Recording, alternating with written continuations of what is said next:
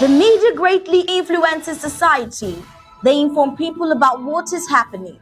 It permeates people's lives by creating their own criteria and opinions. In this way, the media moves the masses, creating different social movements. For over 60 years, the people of Ambazonia were deprived of such privileges.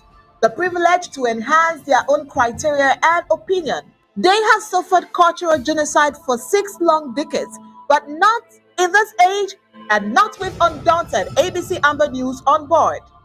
You must understand that wars are fought and won in the media. The speed of the revolution on Ambazonia's quest for freedom cannot be explained without highlighting the diligent use of the media. Franco-Cameroon colonizers, among other strategic moves, weaponized the media against Ambazonia for so long, and they continue to do so even today. The question would be, how much do the oppressed people of Ambazonia need to counter the media rage? Indeed, how much more is required to stop the genocide? The carnage in Ambazonia didn't start today.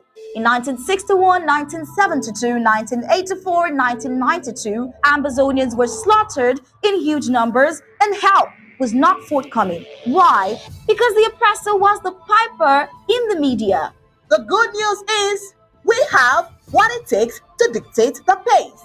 Right now, ABC Amba TV is taking advantage of the wonders of multimedia aggressively to inform the misinformed and disinformed with undaunted and other revolutionary programs bringing it to the news untold stories.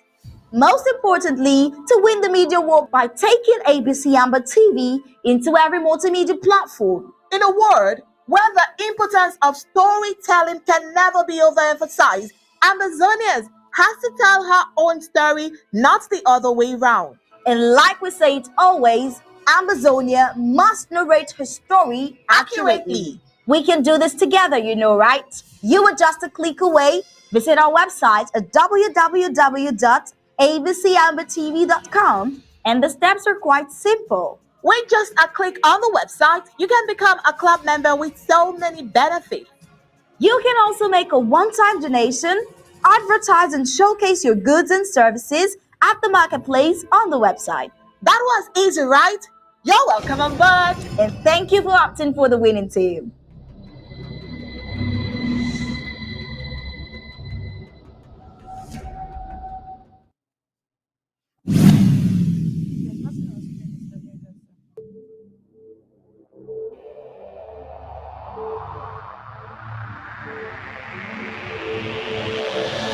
The media greatly influences society.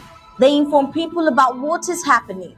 It permeates people's lives by creating their own criteria and opinions. In this way, the media moves the masses, creating different social movements. For over 60 years, the people of Ambazonia were deprived of such privileges.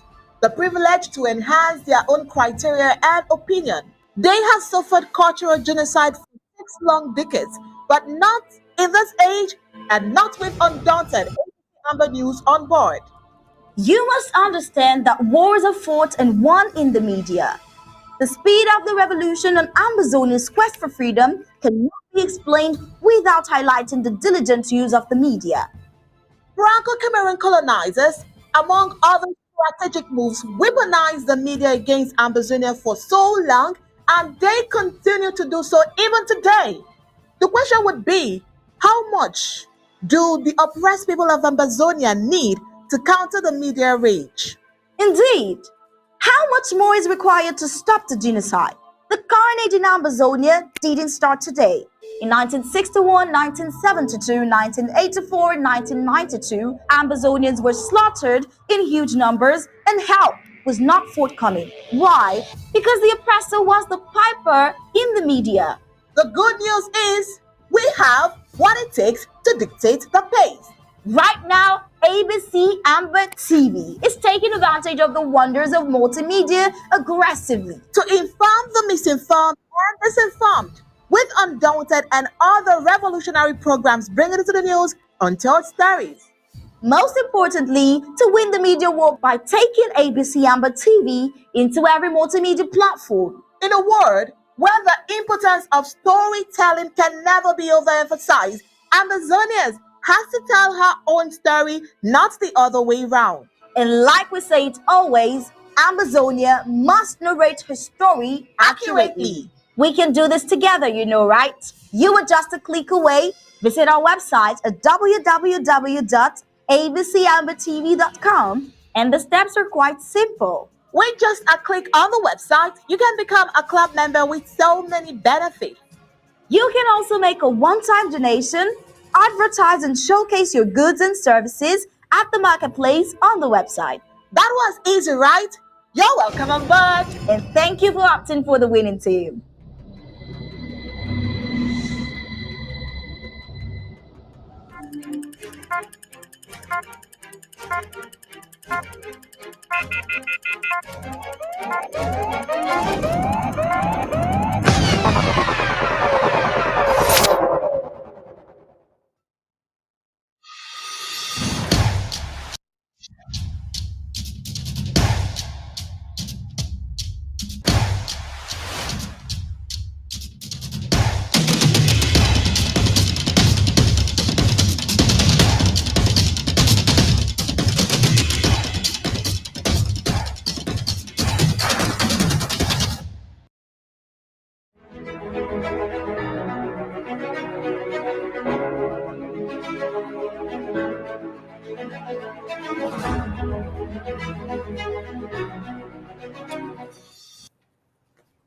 Good evening and welcome to Undaunted, bringing into the news untold stories. I am Star Smart.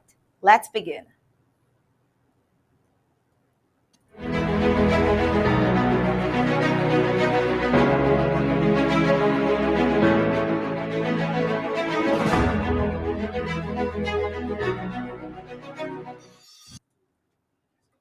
Another leg of a century-old game, the World vs. Southern Cameroons, will be played next week in Canada. The players, referee, line judges, spectators, match delegates, fans, financiers, and victims over 30,000 slain since November 2017 are the same.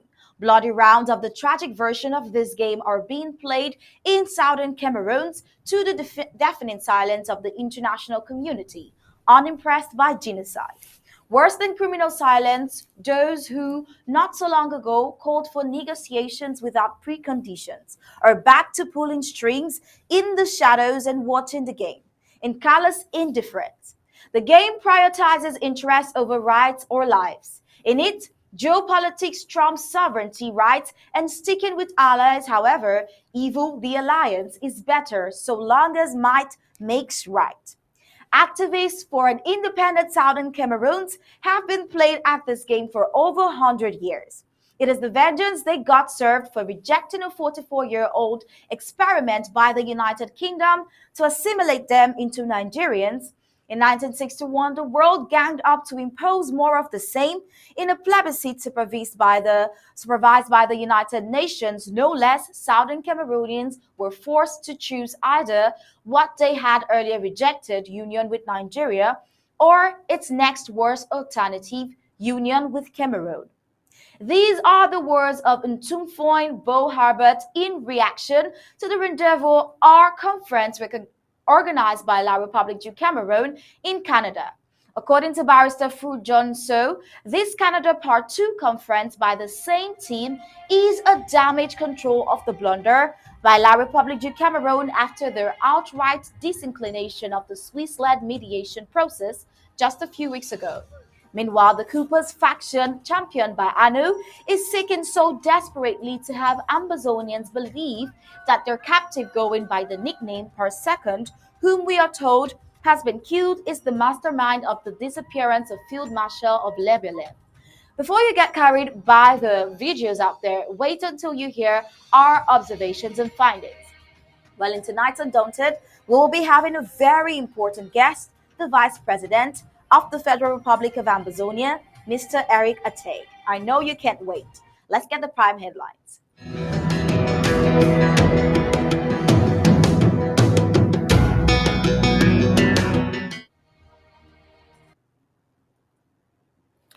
Welcome to Undaunted Prime Headlines for today, the 10th day of October 2022. Today we will start with President's position on the interim government regarding the meeting convened in Canada. Also, we will be revisiting the disappearance of Field Marshal as coup plotters are at daggers drawn. Also, we will be having deep analysis of the president's speech and, of course, all that went down in Indiana County draft on Saturday. We will be looking at coup plotters' next strategy. We think that it is already dead on arrival. We would want you to watch that and also give us your thoughts. Also, today we're going to be giving you this report: father and two sons killed in Mbongi by La Republic du Cameroon military. And in sports, Total Energy's Chan groups has been reviewed. Get to find out those in different groups.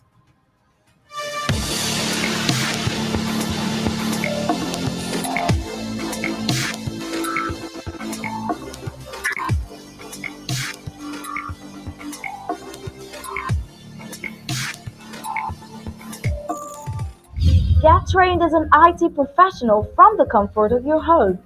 Dynamic Tech Academy gives you a unique opportunity through our 6 month program, during which you learn skills to transition to being a full time IT professional.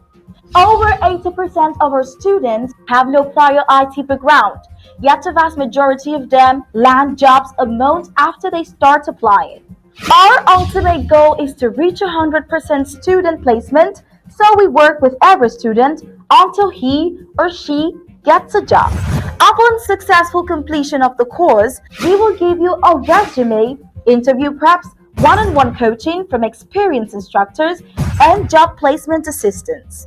Within this course, you get more than 300 hours of theories combined with real world applications and practical skills you can apply on day one on your job. At the end of the program, our students can be certified as Red Hat Systems Administrator, AWS Cloud Engineer, AWS Security Specialist. Visit our website at www.dynamictechacademy.com to register.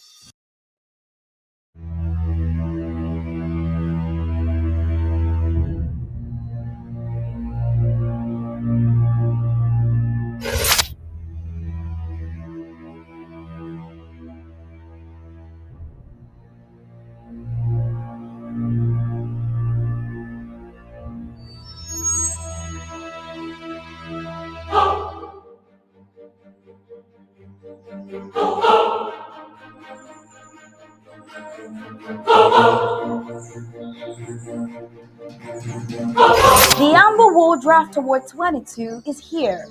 People, it's time to win again. This is the time for us to draft until we draft. That must be our slogan and rallying cry now. And along the way, we should be asking ourselves some critical questions. Are we still enjoying 3 square meals a day? While our boys on the ground lack the basic gear they need to resist the occupiers, Are we still living a life of luxury and comfort while our brave restoration forces lack medical supplies at the home front? are we still throwing big birthday bashes while our restoration forces lack basic communication equipment to maximize their efforts? Are we still going on cruises and expensive vacations while our IDFs on the ground go without food and logistics? Are we still finding excuses not to make the necessary sacrifices and drafting big while our restoration forces lack the game changing equipment that they so desperately need to bleed the enemy? On a daily basis, how much are we putting aside for our liberation, knowing that only through the fierce resistance are we going to liberate our beloved country. Are we providing the federal government and the CIC the means to carry out some of the critical intelligence and other special operations across the national territory? As we ponder these questions, we must remember that a goal that is not funded is nothing but a wish. And we must not let Amazonia down as a wish because we failed to fulfill our patriotic duties by making the great sacrifices befitting a great people. The war draft once more is coming to your county. Stand up and be counted. No greater victory was ever achieved than by greater sacrifices. We are enough, so let's draft, draft, and draft until we drop. Our existence as a people depend on that. It is Award 22. Let us draft until we drop. As the war continues in southern Cameroon, and Biya rejecting peace and calls for the end of Swiss-led mediation, it's highly worrisome. Now, let's get a little throwback. Now, September 14, 2022, the chief envoy on the Swiss-led mediation, retired Ambassador Guter Bachelor, informed the Ambazonia coalition team that it is ending its effort towards brokering peace in the nearly 6-year-long war in southern Cameroon. While Ambazonians think it's absurd, it's obvious that La République du Cameroon has boycotted the mediation process for their own interest. Even when the international community's position is on Biya to engage in dialogue without precondition to end the violence, he refuses. Now, despite earlier backing dialogue with armed groups, Biya now asserted in a phone conversation with the president of the Swiss Federation, Ignacio Cassis, that a military victory will do, and that the Swedes should instead support his 2019 Grand National Dialogue, the GND, as the only pathway to peace. One important factor for us to note here is that Mr. Biya has, for nearly 4 years, used the Swiss Peace Initiative as a smokescreen to prepare, plan, and launch its invasion and continued acts of aggression towards the peaceful people of southern Cameroon. What is the news then about this Canada conference? Why a Canada conference? What do they want to achieve with a Canada conference? Now, this is where we begin the full briefings of Undente tonight. I am Onyi Okbala, and Star Smart is here as always. Good evening, Star. Good evening, Onyi. Good evening, fellow Ambazonians. According to Barrister Fruit John Unso, he says the Canada conference is a damage control because La République du Cameroun has realized that they have made a mistake. They realize that they have made a mistake in rejecting a Swiss-led process but trying to cut corners. But the interim government under Dr. Sacco has said that it is not part of any conference. Here is the position of the interim government. That one, there must be an official commitment by both sides, the Federal Republic of Ambazonia and La République du Cameroun, to follow through with the talks after a mediator is mandated. Two, that the elected mediator must make it officially known to all national and international stakeholders that they have taken up that role. And three, the agenda, date, and venue for any talks must be mutually agreed to by both sides with the help of the mediator.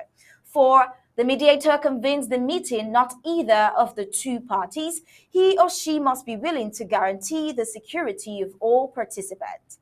5. Any such talks must be between two delegates, one representing La République du Cameroun and another Southern Cameroon's Ambazonia. Anyways, according to Dr. Sacco, he has said when La République du Cameroun will be ready for negotiations, they will meet the interim government in a mediated process. So we wait. All right, and we will definitely wait. We will keep on waiting because, we are here. Remember what we are, the never again generation. We will get to Boya. That is what we are determined for. All right, right here joining us in the studio, we have the Vice President of the Federal Republic of Ambazonia. This is not the first time we are having him in the studio. I should warn you that whenever we are having the Vice President, you have to pay critical attention to be able to garner every detail that he will be giving out this night, dishing out this night, if you want to use that. Okay, so ladies and gentlemen, let us have Mr. Eric Ate here in the studio. Good evening, Mr. Vice President. Welcome to Undaunted Briefings tonight. Thank you. Thank you very much. I'm really pleased to be here again with you. It's been quite a while. Nice to have you here again. All right, Mr. Vice President, they've Cameroon said they do not want any form of negotiation. That they want war, they want to fight, and they want to win. And intertwining here is a Canada conference. And of course, the interim government, headed by President Samuel Ikonesako, says, no, this is not what we want. And they've outlined what we want as a people. Because, of course, we have a choice. What can you make out of this, Mr. Vice President? For some reason, it looks like you're a little bit muffled. But if I understood your question, you said our determination to win. But I'm just going to say, even though I didn't quite get what you said, the determination to win is in our DNA, if that is what you're asking. It is not only us. I can actually paraphrase again, Mr. Vice President. Sorry for that technical hitch up there. So sorry about that. We apologize. Mr. Vice President, I was asking based on the fact that La République du Cameroon does not want the mediation process. Of course, they said they want war and they feel that they would win. And all of a sudden, we are having the Canada conference. And the want the interim government headed by President Samuel Ikonesako to be part of it. Well, the interim government has a stand, and they said, no, we do not want to be part of this. And of course, there are items here that the interim government has already listed out, and one of which is that there must be a negotiation process with a third party. I'm sure that it has to be an international community, by the way. So I'm asking this evening, Ambazonians would want to find out what you have to say about this as part of the interim government. Okay, first of all, I heard you clearly now. Sorry, I couldn't hear you before, but I just want to say I'm really happy to be here today. And my fellow Ambazonians, thank you for tuning in. What I want to say is representative of what the president said and what this interim government stands for. The thing is, one cannot abandon a table in a house, a table that was prescribed by the international community for the two warring parties to come and sit down without preconditions and discuss the issue of this fight between us, and choose to go out and then go sit in the veranda or outside, to call us to come and talk. No, it doesn't work that way. There was an international process. La République never actually put out a communique supporting that process, but we knew from the Swiss mediator, that they had committed to the process. Even some of our own comrades in this revolution had scrolled us, stating that La République has not committed. Why are we wasting our time? We sat on that table for 2.5 years waiting for La République because we knew we had ample information and evidence not evidence, but we were told by the mediator that La République had actually committed to the process. After sitting there for 2.5 years, they pulled out because they had caused so much division in our revolution. And so they thought whoever they are paying in the diaspora and has caused so much division amongst us would actually succeed to dampen our spirits. And so they thought they had won the war. So they pulled out. But now they're beginning to realize that they haven't won the war because we are more than ever determined. The interim government that they had sought to destroy is still standing very strong. And our men and women on home front are ever more determined to fight La République to the last man standing. So what are they doing? The international community has actually scolded them, I would think, that, hey, you know what? Why did you pull out from this process? It is never a good thing for a party to pull out from a peace process. But La République did. And because they are trying to save face, They probably approached the Canadians to reach out to us to see if we could come and sit down and talk. But it is not their government that is coming. The Republic does not expect this interim government to meet with their civil society, maybe made up of other people they term as Anglophones. No, we don't have time for that. If La République du Cameroon is serious about negotiating the end of this war, they should engage us as a government. They shouldn't be sending their civil society to talk to us. That's the first point. Second of all, because of bad faith coming from them, we want them, as the president reiterated, to put out an official communique endorsing that process. And both parties should agree to meet. Both parties should also endorse the mediator. And it is left to the mediator to pick a location for us to meet, and both parties have to agree to that location.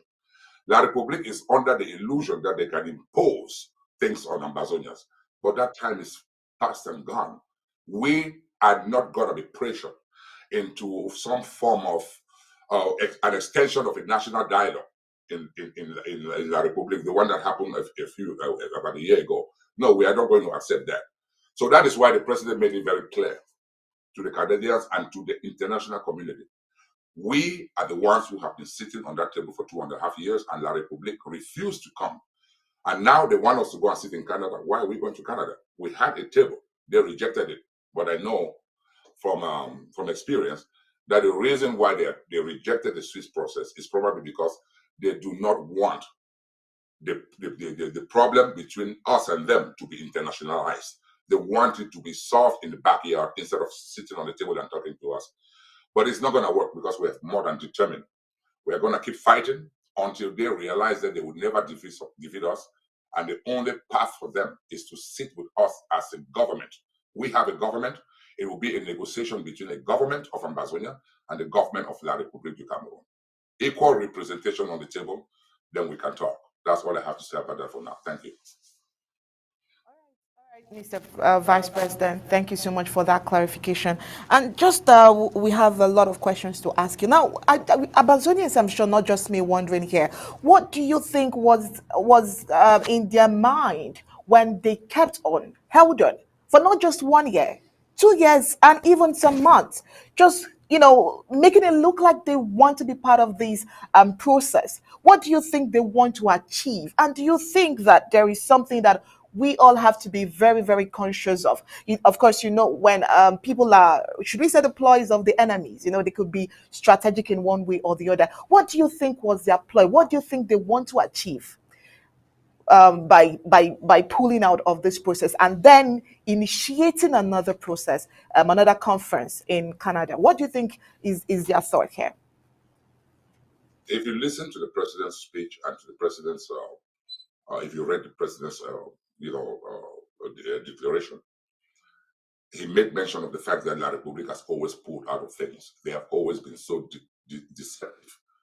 The fact of the matter is, La République has never believed in any form of negotiation. They believe their primary goal is to defeat Ambazonia in battle. So we become a conquered people.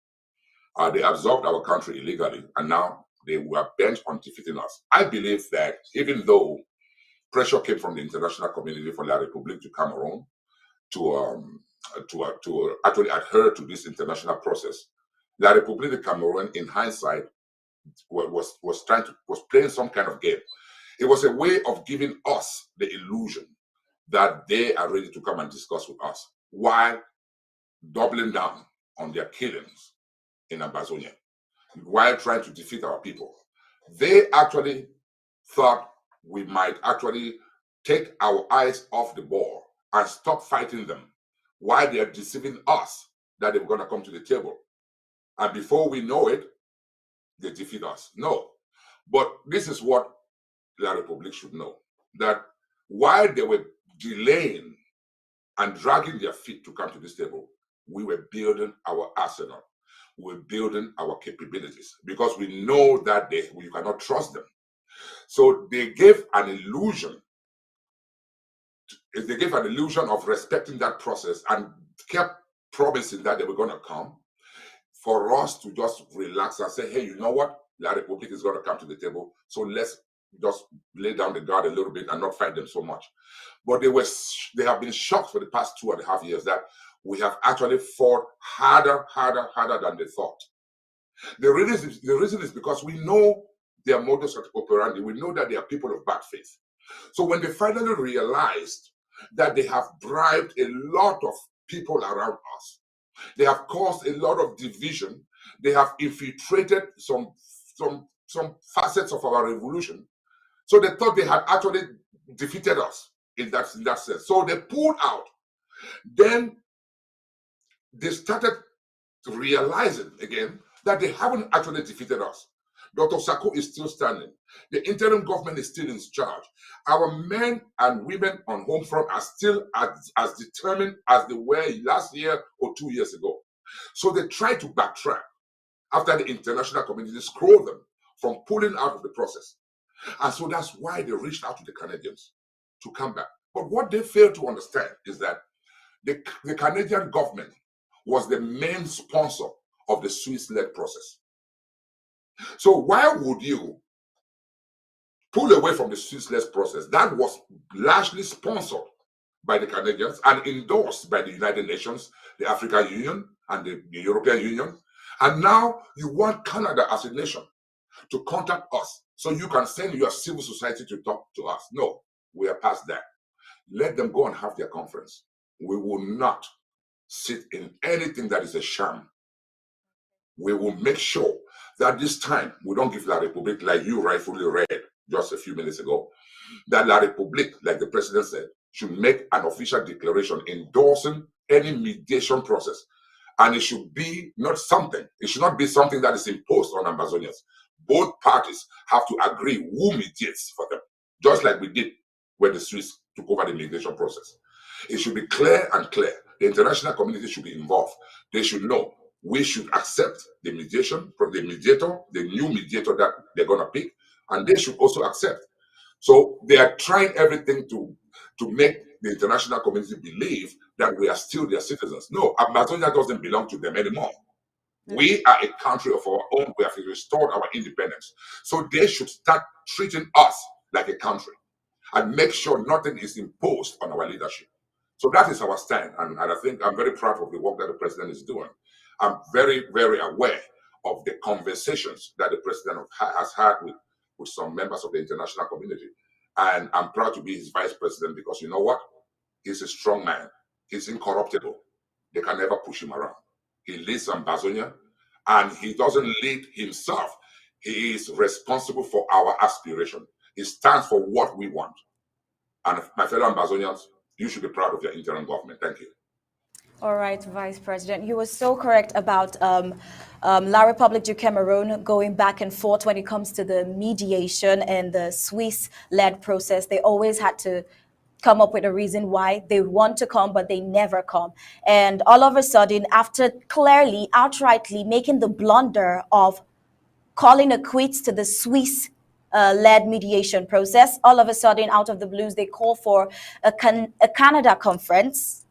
And I feel like Bo Barrister Fruit John so says, he calls it a damage control. Personally, in your light, what do you think they stand to achieve, or what was their plan when they thought of the Canada conference? Because obviously they do not want to settle. They do not want a mediation because they themselves outrightly pulled out from the Swiss mediation process, and all of a sudden coming up with a Canada conference. What do you think they had in mind? What was their purpose and target to call for this Canada conference? They are actually afraid to become the pariah of the world.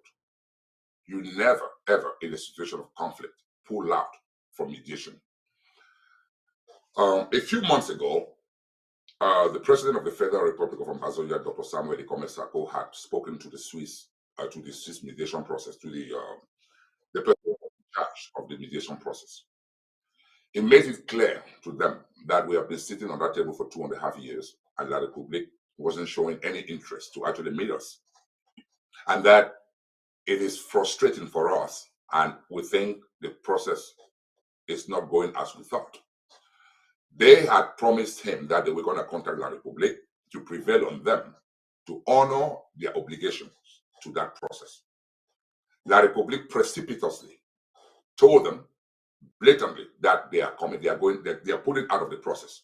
However, after they did that, the Swiss, I think the HD decided to put the information out that La Republique has pulled out from the process, and they realized that that there was a shock wave going through the international community. People were really shocked that they did that, because this process is a process that was endorsed by everybody. But we should remember one thing, that La Republique has never wanted to internationalize our problem. They have always tried to maintain that this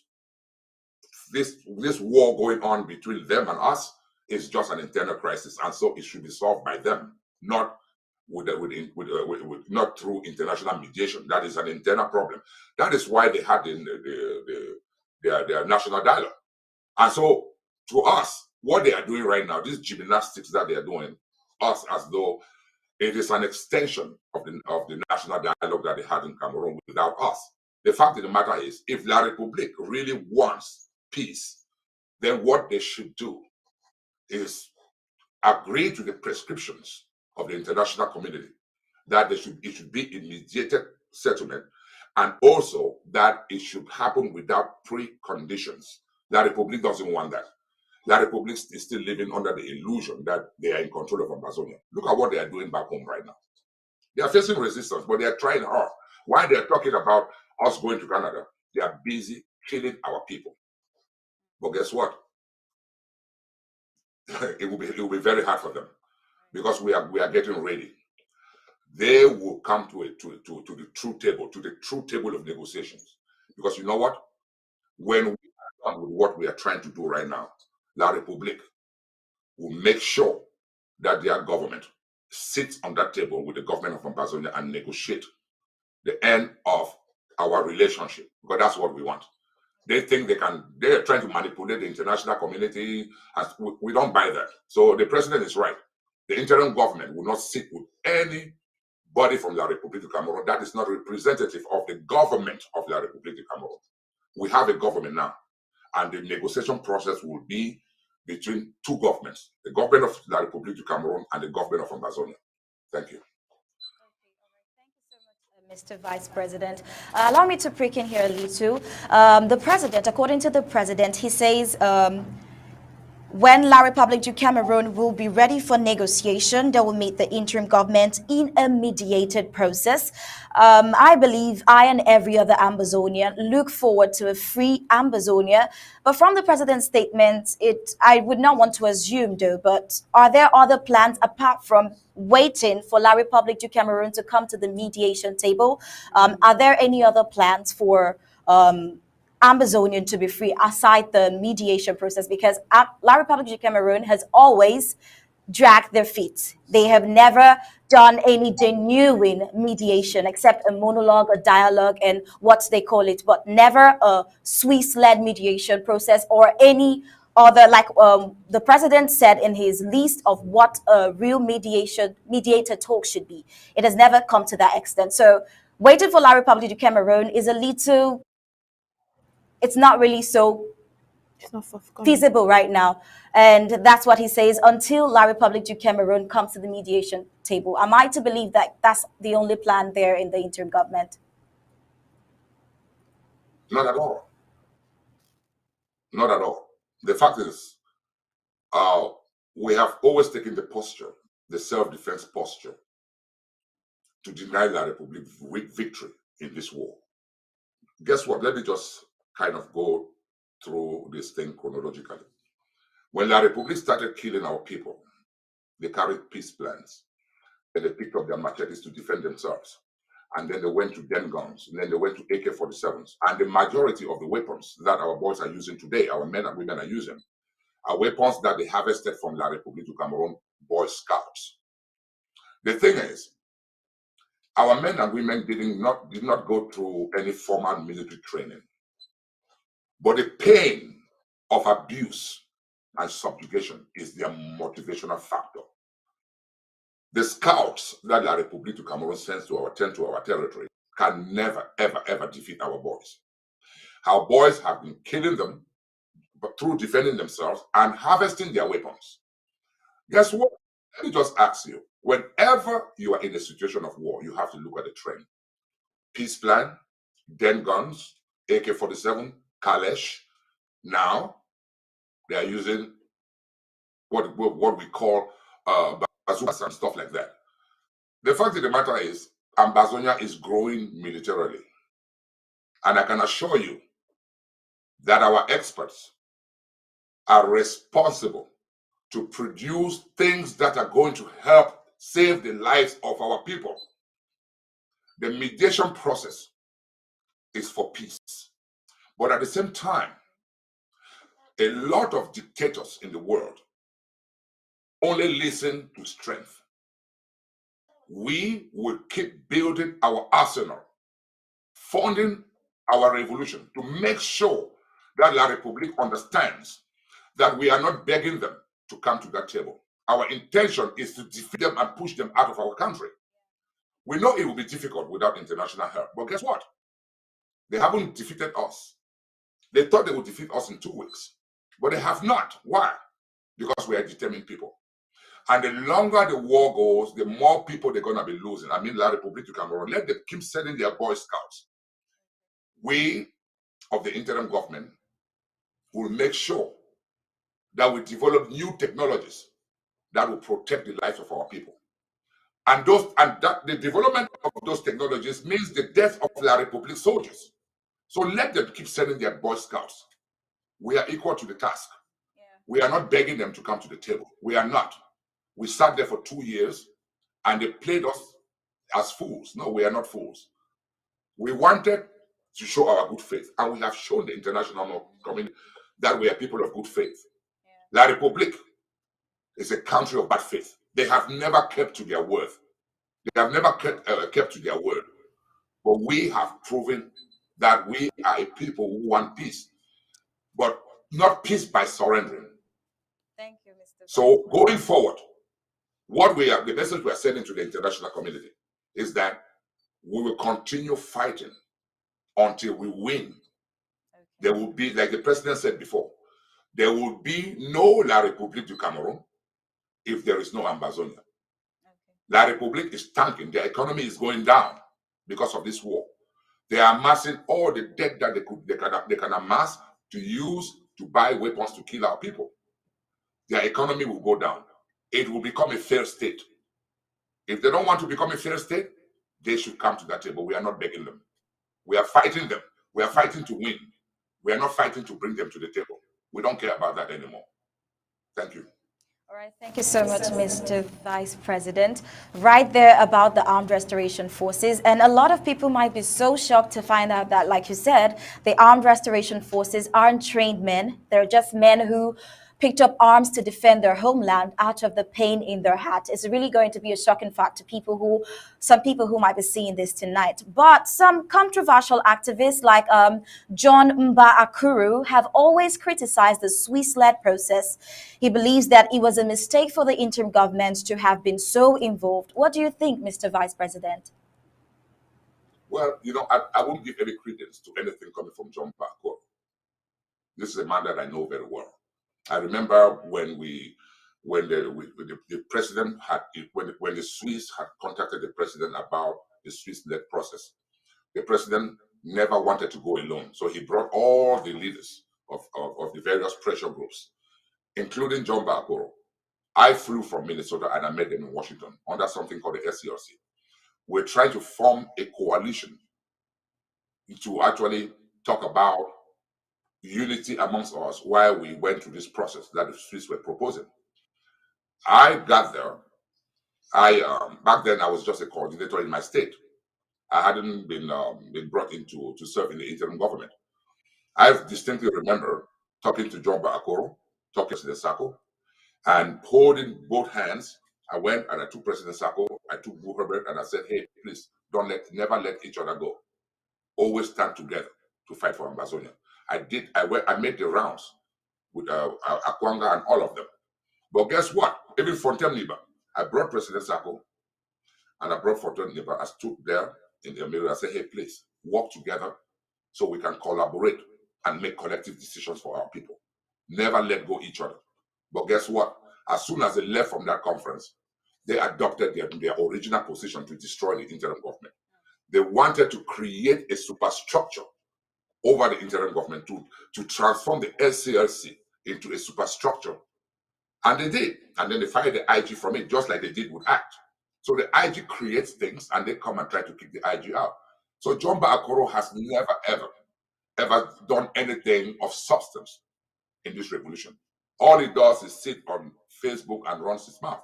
The fact of the matter is, our boys need money to fight. They need weapons. They need the tools to defend themselves. What is his contribution? When he says that we should have never gone to the Swiss process, what alternative does he have? We didn't initiate that process. The international community prescribed negotiations without preconditions. You cannot be in a war and then the international community is telling you that, please go and sit down and talk without preconditions. And you say, no, I just want to continue fighting. So in a sense, if he loved Ambazonia, he should have supported that process, because you know what? The reason why today the international community looks at us differently, in the sense that we have shown good faith. We have shown that we are people who can fight, but at the same time, we are people who can sit and negotiate peace. So John Akoro wanted us to deny the process, and he is one of the people who went out there and said, La République du Cameroon never, ever committed to the Swiss process. If the Republic of Cameroon never committed to the process, why are they pulling it out of something that they never committed to? They were not committed to. So these are the kind of lies that some of these our fellow Ambazonians have been telling people. While we were there struggling, sitting there for 2 years waiting for La République, they were propagating all these lies that La République has never committed to any negotiated process. No negotiation process. But the proof is that La République committed, but they didn't put out any communique. And that is why the president is saying that going forward, any agreement between us and La République when it comes to negotiation or mediated settlement should be open. The international community should be informed. There should be either a joint communique, or there should be communique for them, communique from us, a communique from them and from us, endorsing the process so that everything is clear. Because we don't want to go into something and then La République stands up tomorrow and say, you know what, I'm not involved. No, they have to be clear. We want to know their intentions. Why did they approach the Canadians? Why? The Swiss-led process was a good process. Why did they abandon it? And why are they pushing the Canadian process? Why? Those are the questions that we want answered. So don't worry about people like John Akoro. These are people who are just talking. They're just talking. But we are there to actually fund our revolution, help our boys, help our refugees. But people like John Akoro, they sit there and they run their mouths and they talk. We talk about things that they don't even know about. So we carry the burden of our people. We are working with our people. Some people are here just to destroy things. So I'm not going to worry about him much. Thank you. All right, Mr. Vice President. We know how. Davis, are you there?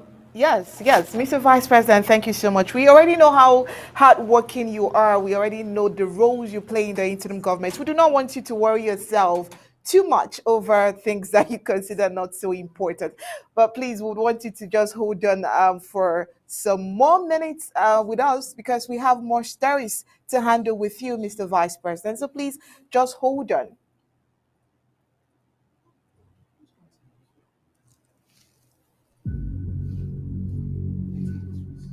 We the people, ABC Amba TV, Ambazonia Broadcasting Corporation.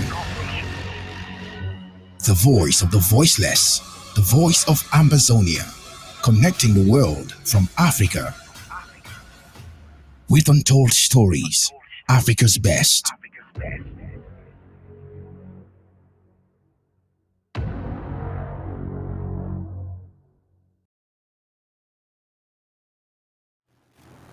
Now, it is said that if you dance on water, your enemies will accuse you of raising dust.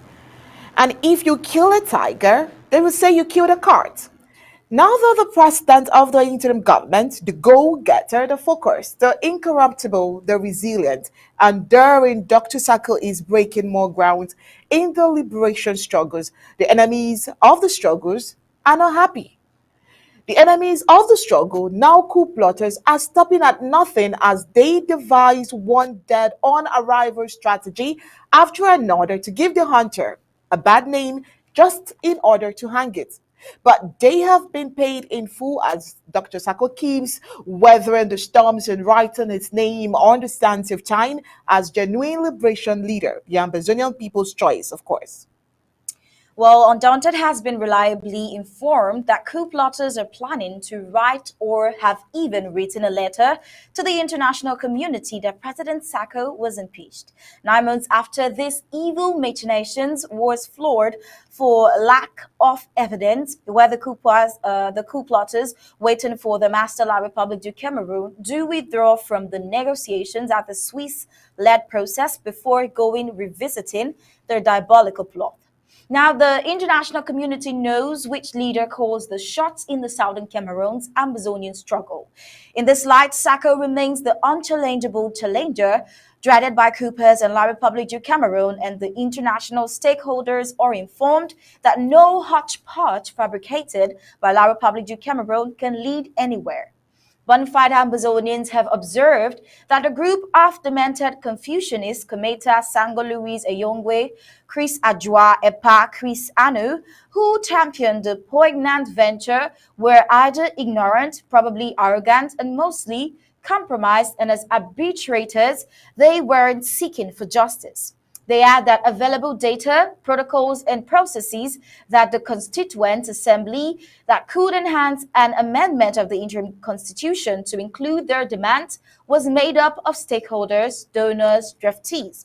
Unfortunately for them, their joker Chris Anu wasn't eligible to participate at his desired levels. He doesn't have records as a giver.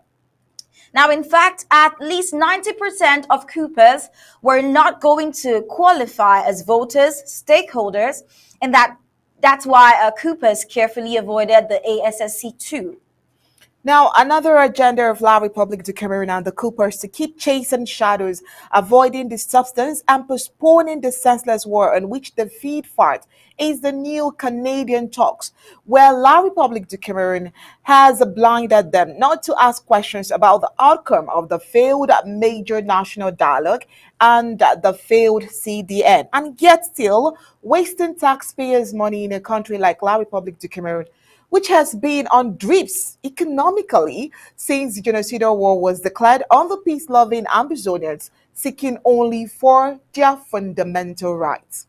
Now, this position of his Excellency Dr. Samuel Ikomesako, the level-headed president of the interim government of the Federal Republic of Ambazonia, is very clear and laudable, and the international stakeholders are informed and warned that no hodgepodge fabricated by La Republique du Cameroon can lead to any peaceful resolution of the war, and all participants in the Canada informal talks will return home like a dog with its tail between its hind legs. The new Canada deal is actually dead on arrival. Meanwhile, the strength of the armed restoration forces in recent days has been commendable. During the Indian draft of Saturday, we got some report of how special ARFs are securing their county by laying a defense against La Republique du Cameroon military. We have a video of this.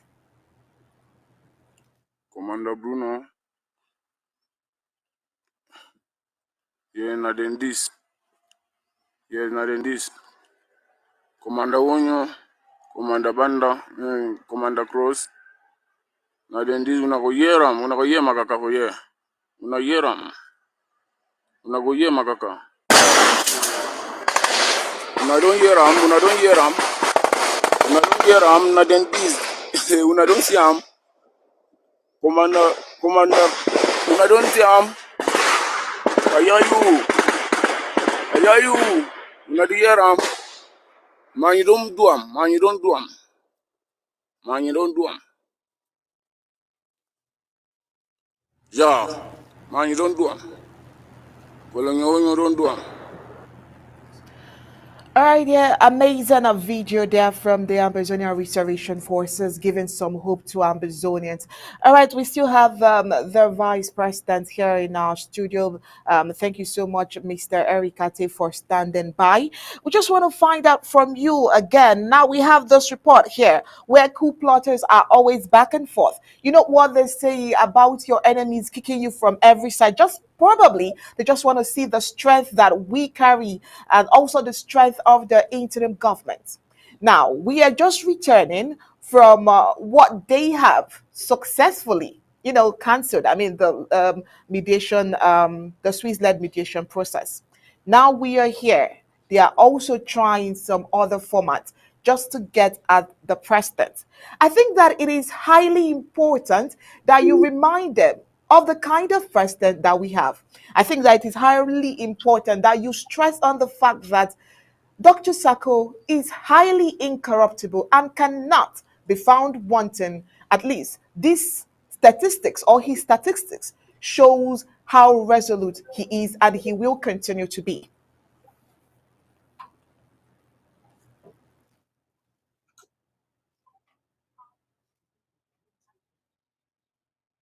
Hello, Mr. Vice President. Yes. Oh, wait, are you with us? Did you hear the last question, sir? I can hear you. I can hear you. Can you hear me clearly? Yes, yes, yes. You can be heard clearly. Yes. The thing is, in every situation like the one we find ourselves, there's always what is called a principle. And why do I say that? The interim government has always been the principle. And La République du Cameroon knows that, and the Swiss mediators knew that. And the international community is beginning to come to that realization. What I would advise those who are bent on fighting us, the thing is, my question is, why would you try to destroy what has worked? What are you going to replace it with?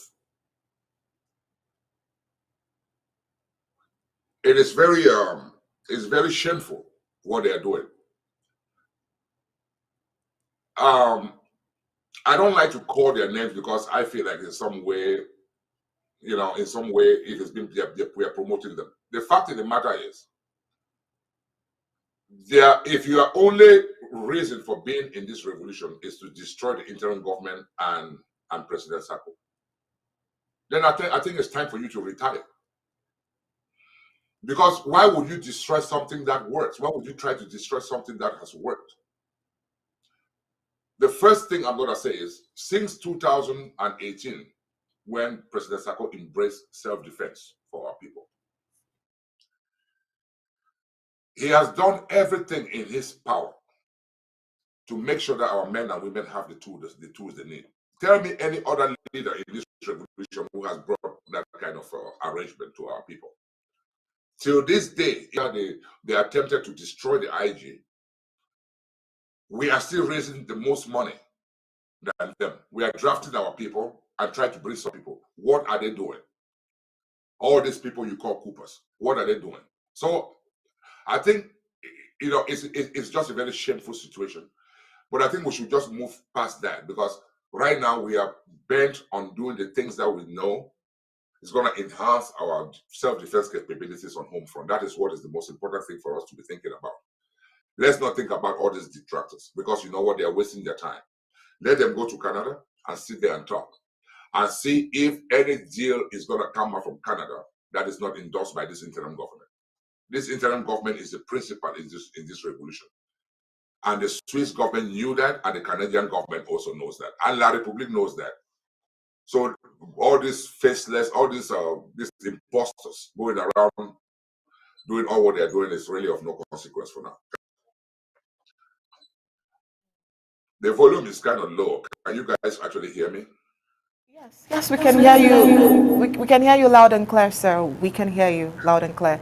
All right, thank you so much for that. And like you just said, we shouldn't waste so much time there. So let's go to while we are talking about money, talking about the money that we have raised as a people. We shouldn't talk about distractors and coup plotters right about now.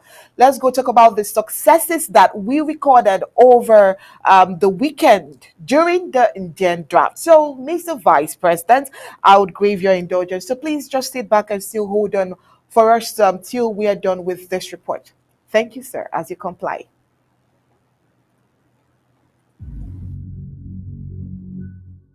We the people, ABC Amba TV, Ambazonia Broadcasting Corporation. The voice of the voiceless, the voice of Ambazonia, connecting the world from Africa with untold stories, Africa's best.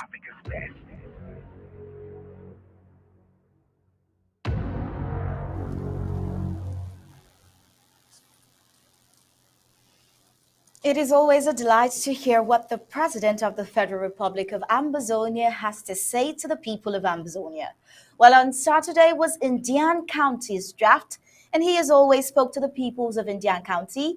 In the start of the President's speech, after recognizing his presidential entourage and the county chairs and people of Indian, he acknowledged that these past weeks have been hectic for Ambazonians, both in the home front and in the diaspora, from preparations leading to our Independence Day commemoration to dramatic diplomatic open doors.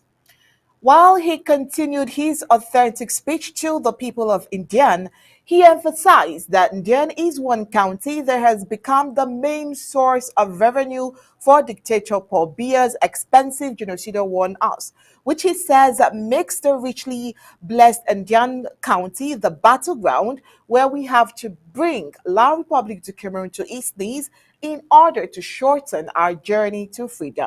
Now, reiterating the interim government's position on any meeting initiated by the La Republique du Cameroon under the guise of talks to explore a One Cameroon agenda, he talked about his recent press release saying the interim government will not engage in any backdoor or unofficial talks with La Republique du Cameroon, and any Ambazonian who is trying to spill our position in this matter is just an enemy or an enemy loudspeaker against the interim government, as the position of the interim government is not indifferent from what the peoples of Ambazonia want. Now, President Samuel Ikomes Sako did not forget to mention how La Republique du Cameroon tricked our elites in Yaoundé with positions and gave them cars but not roads to drive on. Now he says they represent themselves on the table of our killers, dressed in our costumes, bearing our names, but are ashamed of our identity. He also said that their French tongue has become the language of betrayals, the armor of robbers, and the scepter of criminals. Summarily, President Sako said drafts will go a long way to enhance the capability and innovation of our experienced fighters who happen to be in the most economically strategic part of our country, Ambazonia, which is Indian. It only bolstered the energy of the crowd to draft with more enthusiasm. Now, we still have the Vice President of the interim government here with us this evening, but then we have a video of the President's speech. My dear people of Ndian, fellow Ambazonians, I'm happy to be home again in the great county of Ndian, which is not only a blessing to Ambazonia, but also a blessing to me. You gave me the woman of my life. I want to testify to you that she is a wife and not a knife. Thank you, Ndian. We have all exhibited our collective responsibility as patriots of this great nation. We are today drafting a county that has become the main source of revenue for dictator Biya's expensive genocidal war on us. That makes this richly blessed county the battleground where we have to bring the enemy, La Republique du Cameroon, to its knees in order to shorten our journey to freedom. Due to the fallout of the antics of the coup plotters, the ARFs of Ndian under the leadership of FM Tenkobo have been formidable as a defense force, courageously challenging all forms of colonial thievery in this economic and resource-filled county. Thank you, FM. If any sane Ambazonian liberation stakeholder did not learn from the Republic du Cameroon's manipulative, foot-dragging attitude towards the Swiss-led talks, then there is nothing much we can do to improve their revolutionary IQ. My recent press release is simple and direct. Your interim government under my leadership will not engage in any backdoor or unofficial talks with La République du Cameroon. La République has deceived us for too long. They tricked some of our so-called elite with positions. 61 years after, we don't see even half a kilometer of tar on the road to their villages. La République du Cameroon has given them cars, but no roads to drive on to Ndian. La République has given them money, but they are now like distant strangers to their own people. La République du Cameroon made them your representatives in government, separated them from our reality, gave them new wives and new names. Today, they represent themselves on the table of our killers. They are dressed in our customs and costumes, and they answer our names but are ashamed of our identity. They speak English in their closets but are obliged to utter gibberish in public in what sounds like the language of our slave masters, French. Today, their French tongue has become the language of betrayers, the armor of robbers, and the scepter of criminals. La République du Cameroon has control of all that belongs to you, but they are telling you to be careful because Ambazonia wants to take what belongs to you. It is like a notorious bully went from house to house seizing every valuable from people in his community. He was living large in the midst of poverty. One day, a group made up of his victims and some community vanguards decided to storm the home of that thief to strip him of all that he has forcefully taken from the community. But the thief cried out for help, saying, "Some armed robbers want to steal your property in my house. I was only preserving it for you people. Please help." Will it even be funny if any victim from that community comes out and instead of fighting to recover what belongs to him, he decides to protect the thief who has brought pain and misery to the community? Only a thief can fight for a thief. Valiant Ambazonia Restoration Forces Indian, I salute you all for your bravery and tenacity in the face of grueling adversities. The enemy now, out of fear, resorts to stealing and transporting resources through unconventional routes. But it is time for us to cut off every remaining route and pull down all exploitation outlets. Patriotic sons and daughters of the great county of Ndian, fellow supporters of Ndian, thank you once more for honoring our invitation to join us in this routine patriotic duty. Ndian is great in riches, mighty in deeds, but few in numbers. When you acknowledge the true size of your strength, of your numbers, unity amongst yourselves and unity with the rest of Ambazonia will make sense. We are one people, one nation, one authority, fighting against one enemy, La République du Cameroon. Viva the great people of Ndian County. Viva our great and brave Ambazonia Restoration Forces. Viva the Federal Republic of Ambazonia. And God bless our beautiful country. Now, that was just an excerpt from the president's speech of Saturday's draft for Indian County. And we told you, Indian County is rich, yet a microcosm of underdevelopment in Ambazonia.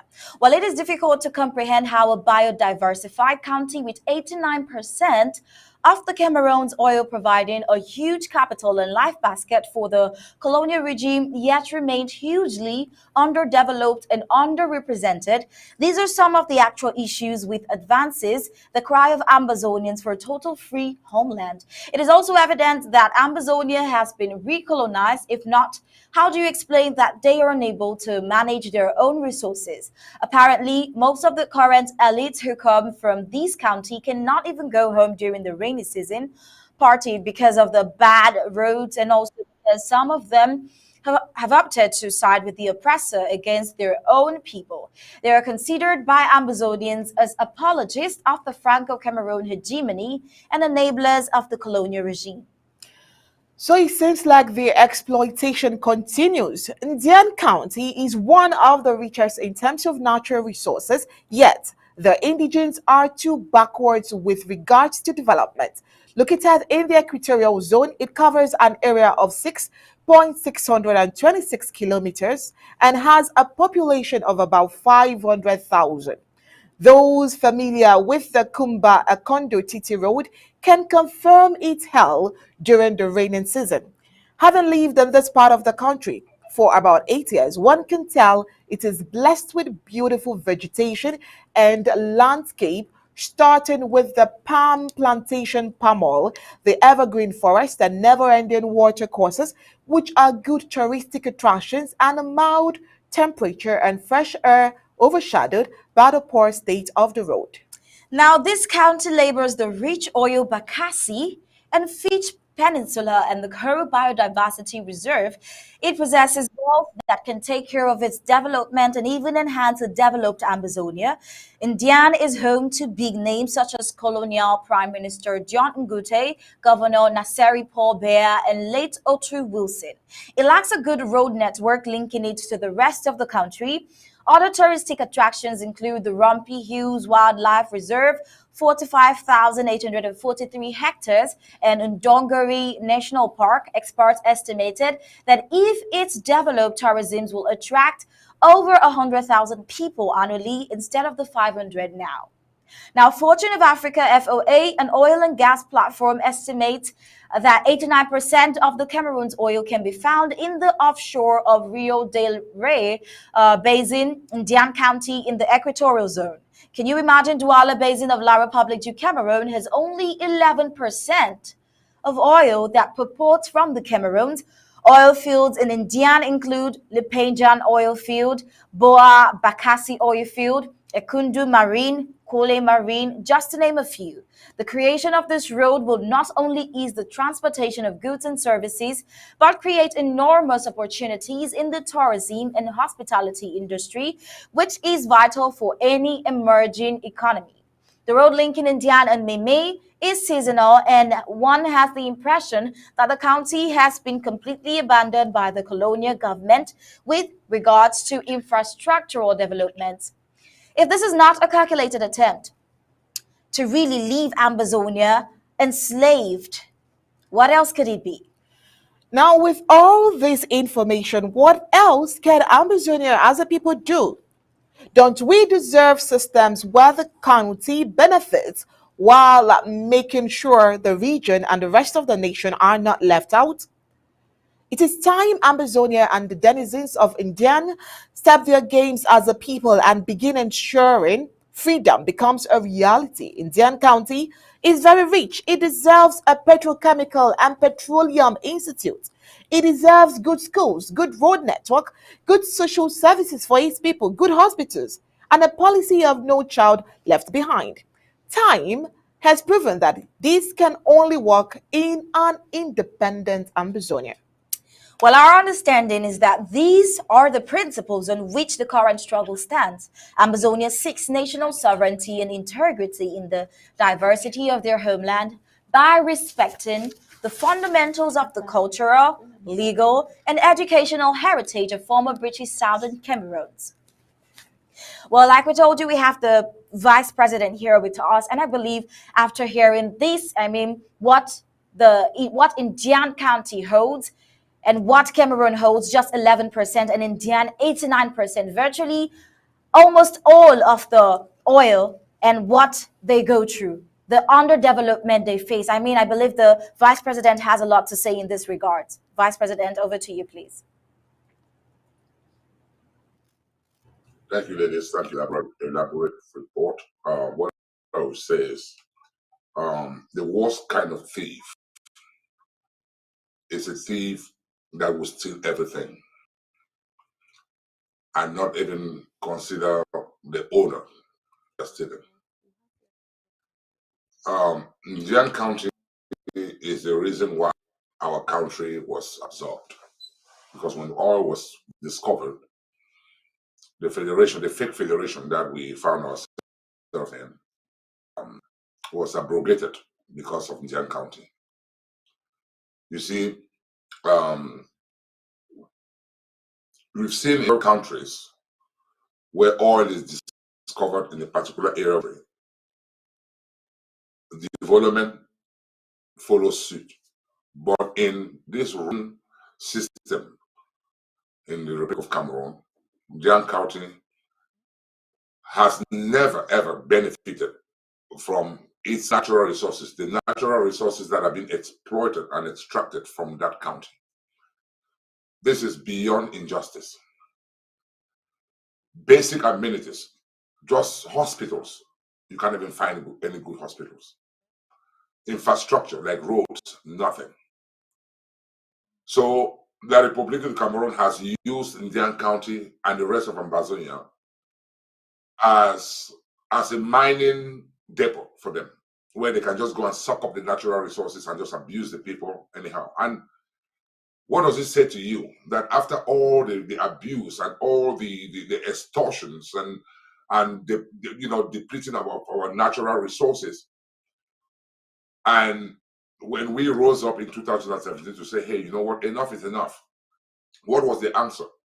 The answer was not to calm the situation by saying, hey, come and let's talk, let's see what we can do. The answer was to bring helicopter gunships to slaughter our people. Well, it is a shame because some sons and daughters of Indian County is actually pushing the enemy's agenda, like their prime minister, who now claims to be the prime minister of the Republic of Cameroon, but yet is totally oblivious or turns a blind eye to what the people of his own county are going through. One of the coupers who left the interim government has made form of acting president in the other, Cooper's camp, is actually from Dian. And you ask yourself, ever since we embarked on this journey, President Sako has done everything to make sure that each county drafts enough to actually support the boys and girls who are fighting in that county. Ambazonians came out big time to stand with Dian because of the division that was created by the Coopers. Because the leading Cooper, not the leading Cooper, but the lady who purportedly became their president over there, called Rarianta or something like that, is actually from Dian.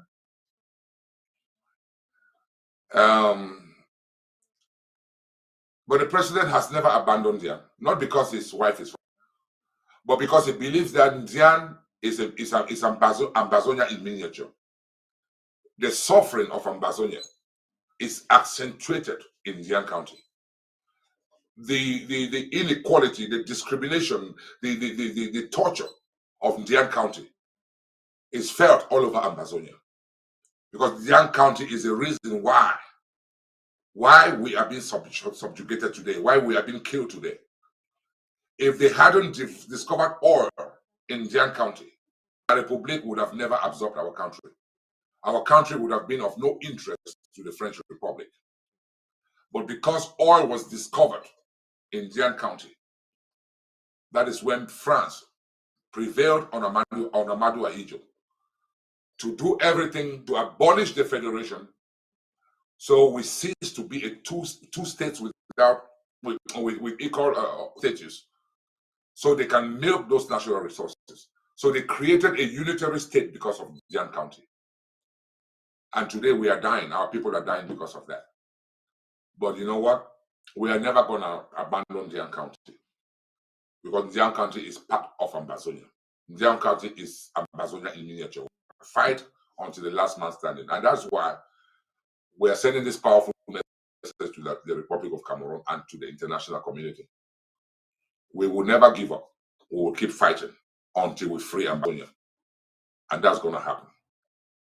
All right, thank you so much, Mr. Vice President. Of course, it's no longer news that Indian is a very rich in natural resources. Now, that can also give a reason why La Republic du Cameroon is very interested in Indian, especially.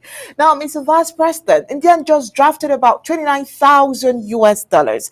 Now, owing to the stakes involved, now, do you think that Amazonia would have to probably revisit their self defense apparatus, in order to win Indian County, probably within the shortest time possible? Yes, I think depending on the defense, what is needed, I think the president would come back and ask Ambazonians for help, depending on where that help should go. The thing is that we are revamping our defense strategy all over Ambazonia. We are talking to all our defense chairs. We are talking to all our generals. We are talking to all our LGHs who are the administrators and the holders of the purse. Those are the people who, approve some of the money that is going down to prosecute this, to help our people. We are trying to find a way where we can be surgical in our operations. And all this is geared towards preserving the lives of our people. Like, for instance, we have always made mention of the fact that we have never crossed the border to attack La République du Cameroon. So we are not a barbaric people. But at the same time, because we are not the aggressors, doesn't mean that we cannot be aggressive in our own self-defense. The fact of the matter is, we have repeatedly told the international community and the Republic of Cameroon that we are not going to give up. We're going to keep fighting until every colonial vestige in Amazonia is removed. I hope they are listening, because you know what? We are evolving every day to something stronger and stronger. If what happened in 2018 has been transformed to what is happening today in 2022, what do you think is going to happen 1 year from now or 2 years from now? Ambazonia is going to become stronger. We're going to be more innovative. Most of the things that we use ourselves is going to be enhanced. So that is our strategy, to make sure that our men and women on the ground have the technology and the technology and the ability to defend themselves in such a way that La République will be discouraged to set foot again in our territory. So we're looking forward to that day. But let's wait and see how our new defense strategy actually, comes out. Thank you. All right, thank you so much. Thank you so much, Mr. Vice President. Well, we'll believe in you, but just hold on after this report. Would want to get your candid opinion. Just hold on for us one more time, just after this report, Mr. Vice President. We the people, ABC Amba TV, Ambazonia Broadcasting Corporation. The voice of the voiceless, the voice of Ambazonia, connecting the world from Africa with untold stories, Africa's best.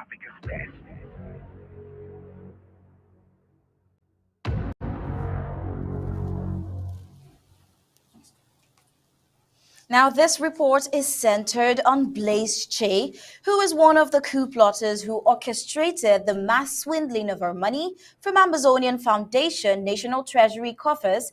Tried to be smart. After he was sued by Amazonian Foundation, he filed in a motion to have the case dismissed. Motion to dismiss was denied. Case has been scheduled for hearing in January 2023. All defendants must appear in court in person. Now the question is, if Blaise Che and Co. were innocent, then they should have their days in court. This frantic, evasive effort is a proof of culpability and fear of being blacklisted. We are watching and waiting as the clock is ticking and itching into January 2023. But before then, of course, we want to get the thought of the Vice President. Yeah. Usually, Hello, Mr. Vice President. I don't. Yes. Can you hear? Yes, we can hear you. We can hear you. Yes, I was about to say.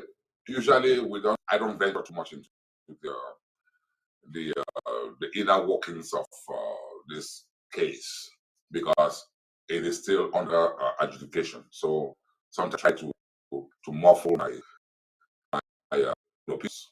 The fact of the matter is, the case has been filed, and the case is between the foundation and some individuals who took upon themselves to do some very, very things.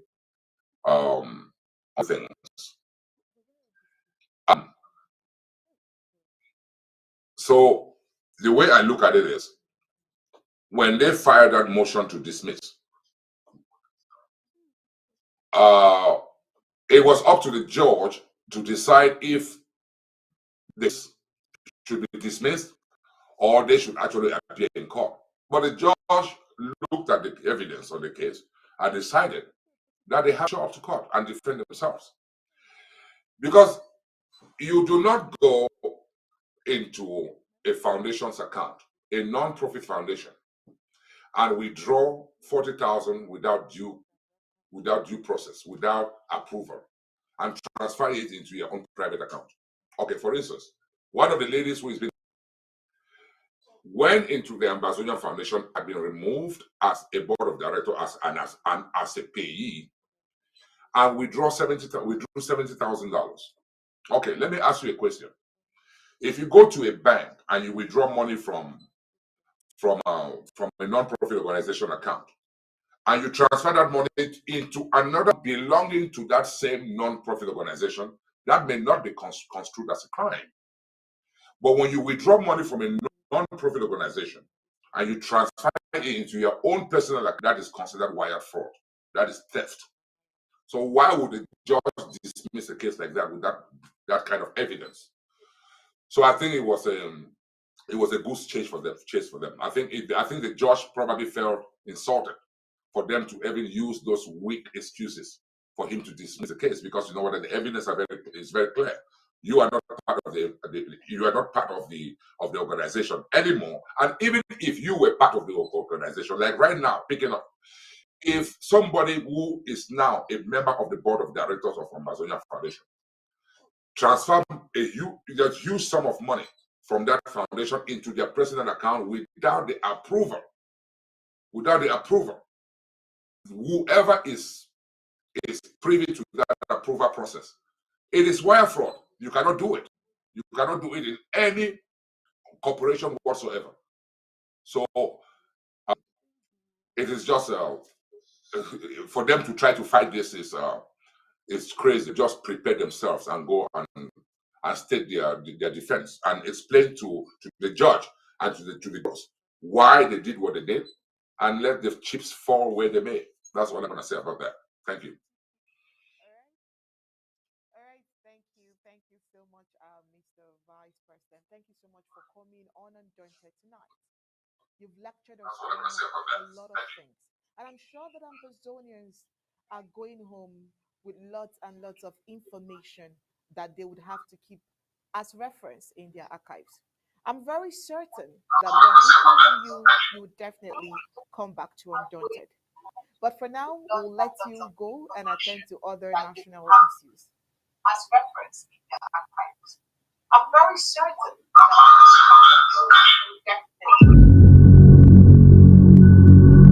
We the people, ABC Amba TV, Ambazonia Broadcasting Corporation. The voice of the voiceless, the voice of Ambazonia, connecting the world from Africa with untold stories, Africa's best.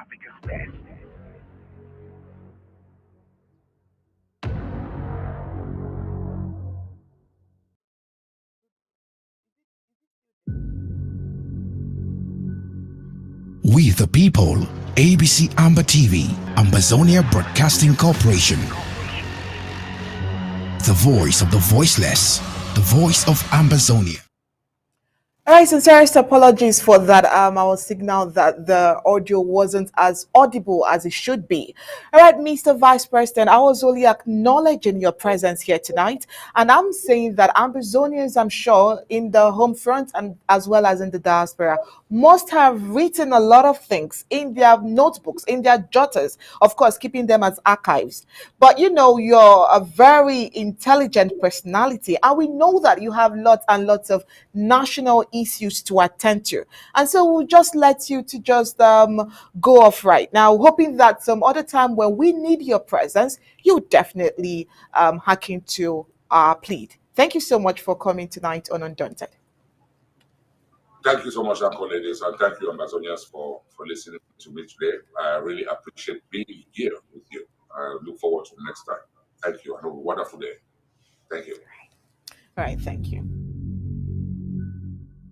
We the people, ABC Amba TV, Ambazonia Broadcasting Corporation. The voice of the voiceless, the voice of Ambazonia, connecting the world from Africa. With untold stories, Africa's best.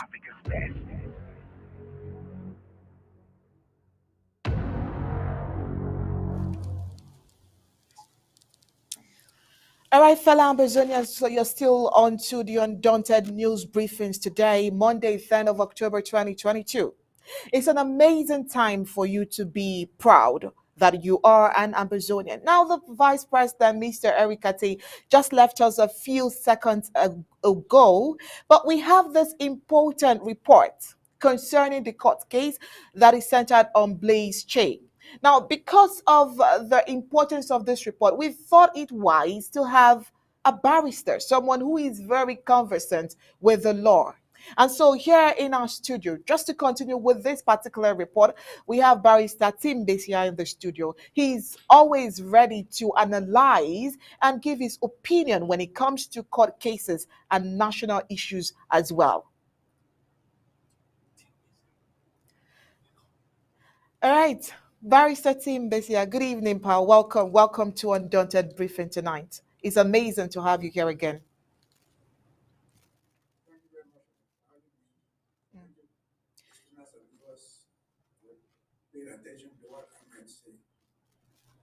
All right, so we'll just go through this report again so that you would understand the foundation in which we are coming from and what we want to find out. Start, please.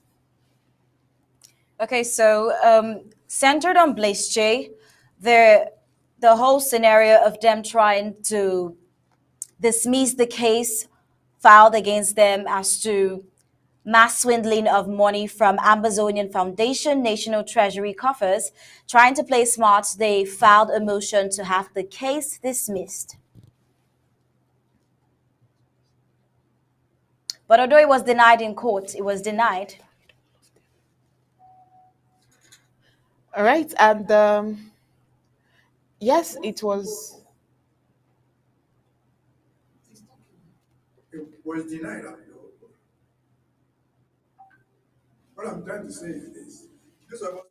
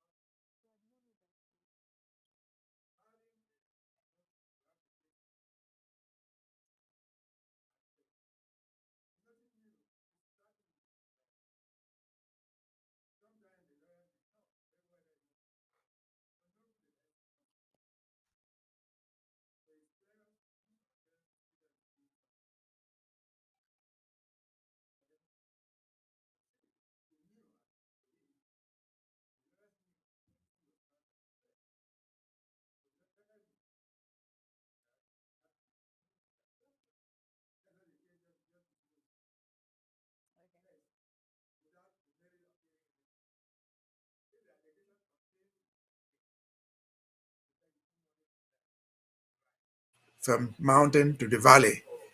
We need evidence how you did this. We need evidence from you to say, I didn't do it. So a thing cannot be dismissed on the face of it like that. It's denied, as simple as that. And the case proceeds. So we useless for us to waste our time. What is important for us to know, this IG and the Ambazonian community at large, is that this money was taken out. It is now in a pending suit in the court. A judgment will come one way or the other. But we believe if they analyze the mind, I think that the IG, the Ambazonian Foundation, has a good case. See, court cases, legal procedure is very slow sometimes. The wheels grind slowly but surely.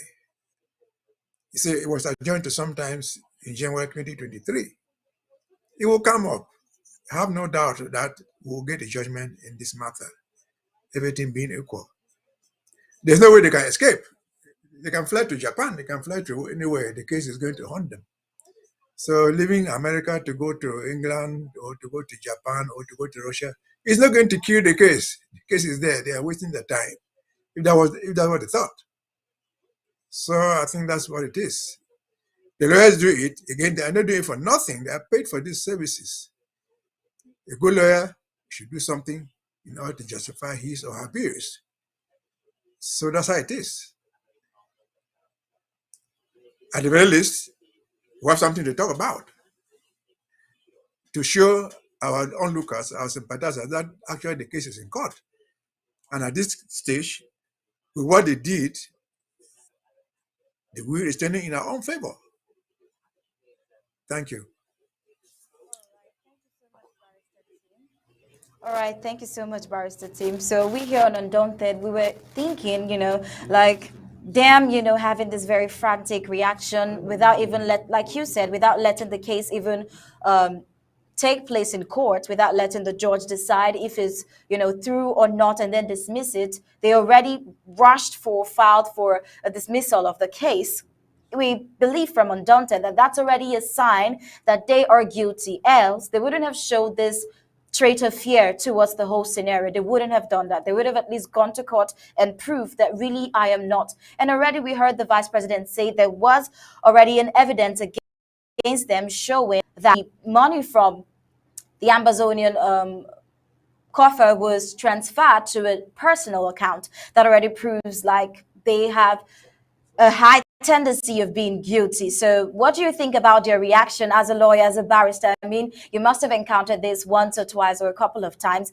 Someone showing this much fear and trying to run out of court without first of all going to defend themselves.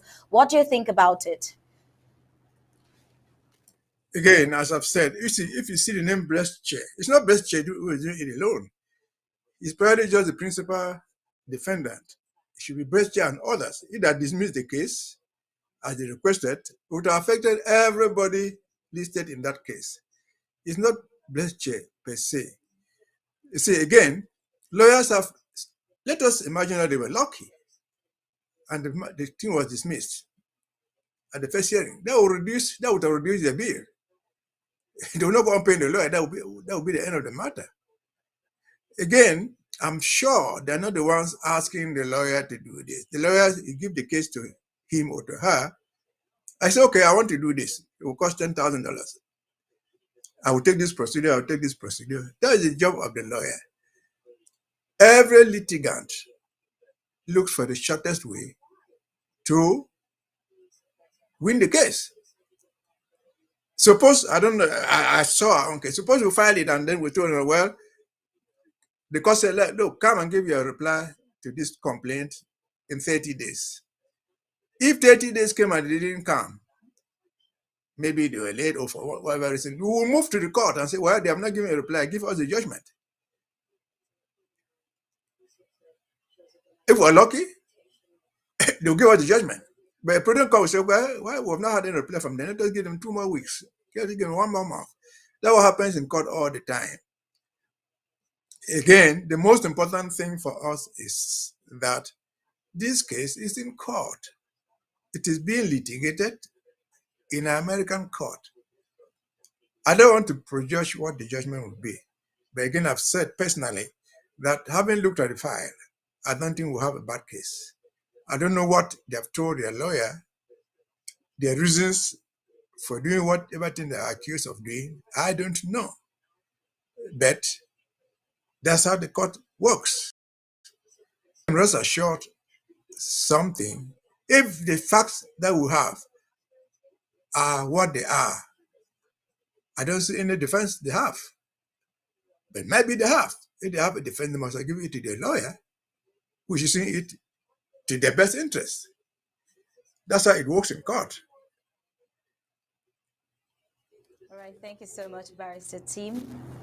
All right, thank you so much, Barrister Team. That was really elaborate and quite concise. Thank you. We'll move on with the news now, but then we'd like you to just hold on for a little bit because we'd like you to go through the news with us tonight, and we'll get on with the news right after this break. We the people, ABC Amba TV, Ambazonia Broadcasting Corporation. The voice of the voiceless, the voice of Ambazonia, connecting the world from Africa. With untold stories, Africa's best.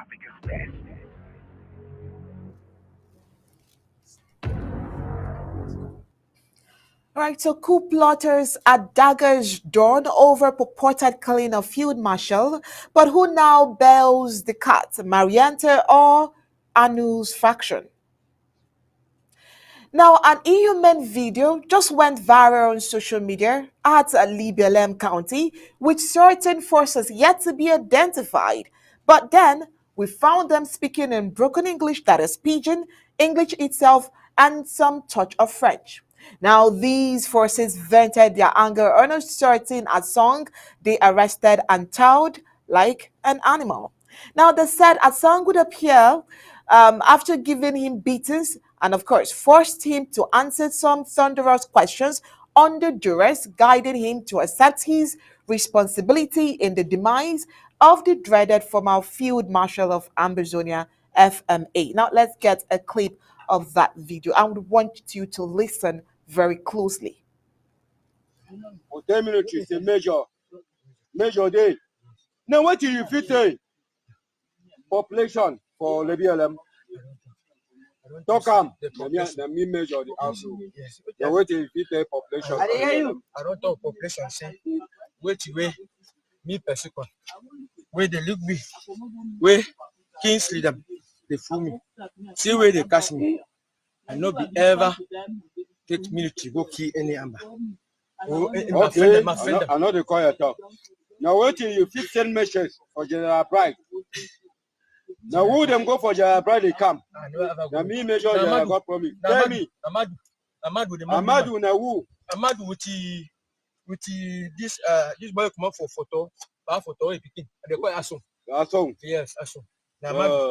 No, they call up reference. Asong, c'est lui qui était le chauffeur. Hein? Majong Gong? Yeah, Majong Gong. Now them the league military go for Bride. Yes, for Bride they come. Okay. Now which people then they try for locate their Boko Haram come? Shut up! Now only this man when they go for Boko Haram, he come mostly. Now, look at me now. We be call power for machine. You come up for one side before you call power for machine. I come for that farm for Papo. They look at. Don't me for that farm for Papo. Yes. Where you be tell you don't tell we say no we be for road, but now so you tell we say call power for Papo. Move your ring for your hand first per second. Yeah? Per second, move your ring for your hand first.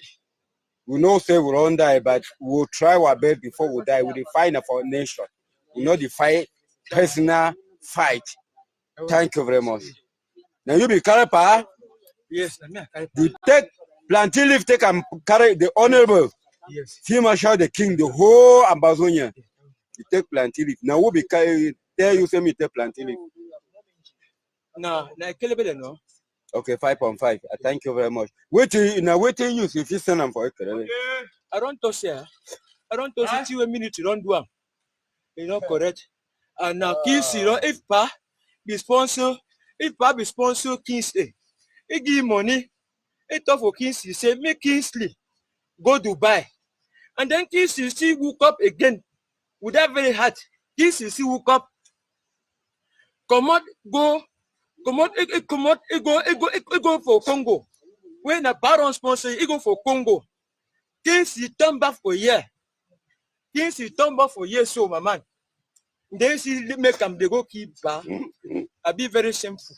If I be no saying I saw Kingsley there, I don't know for even them for the mission. Now that's the video there, where the arrested Asong under severe torture he's forced to accept. They collected the sum of 600,000 francs CFA to commit the assassination.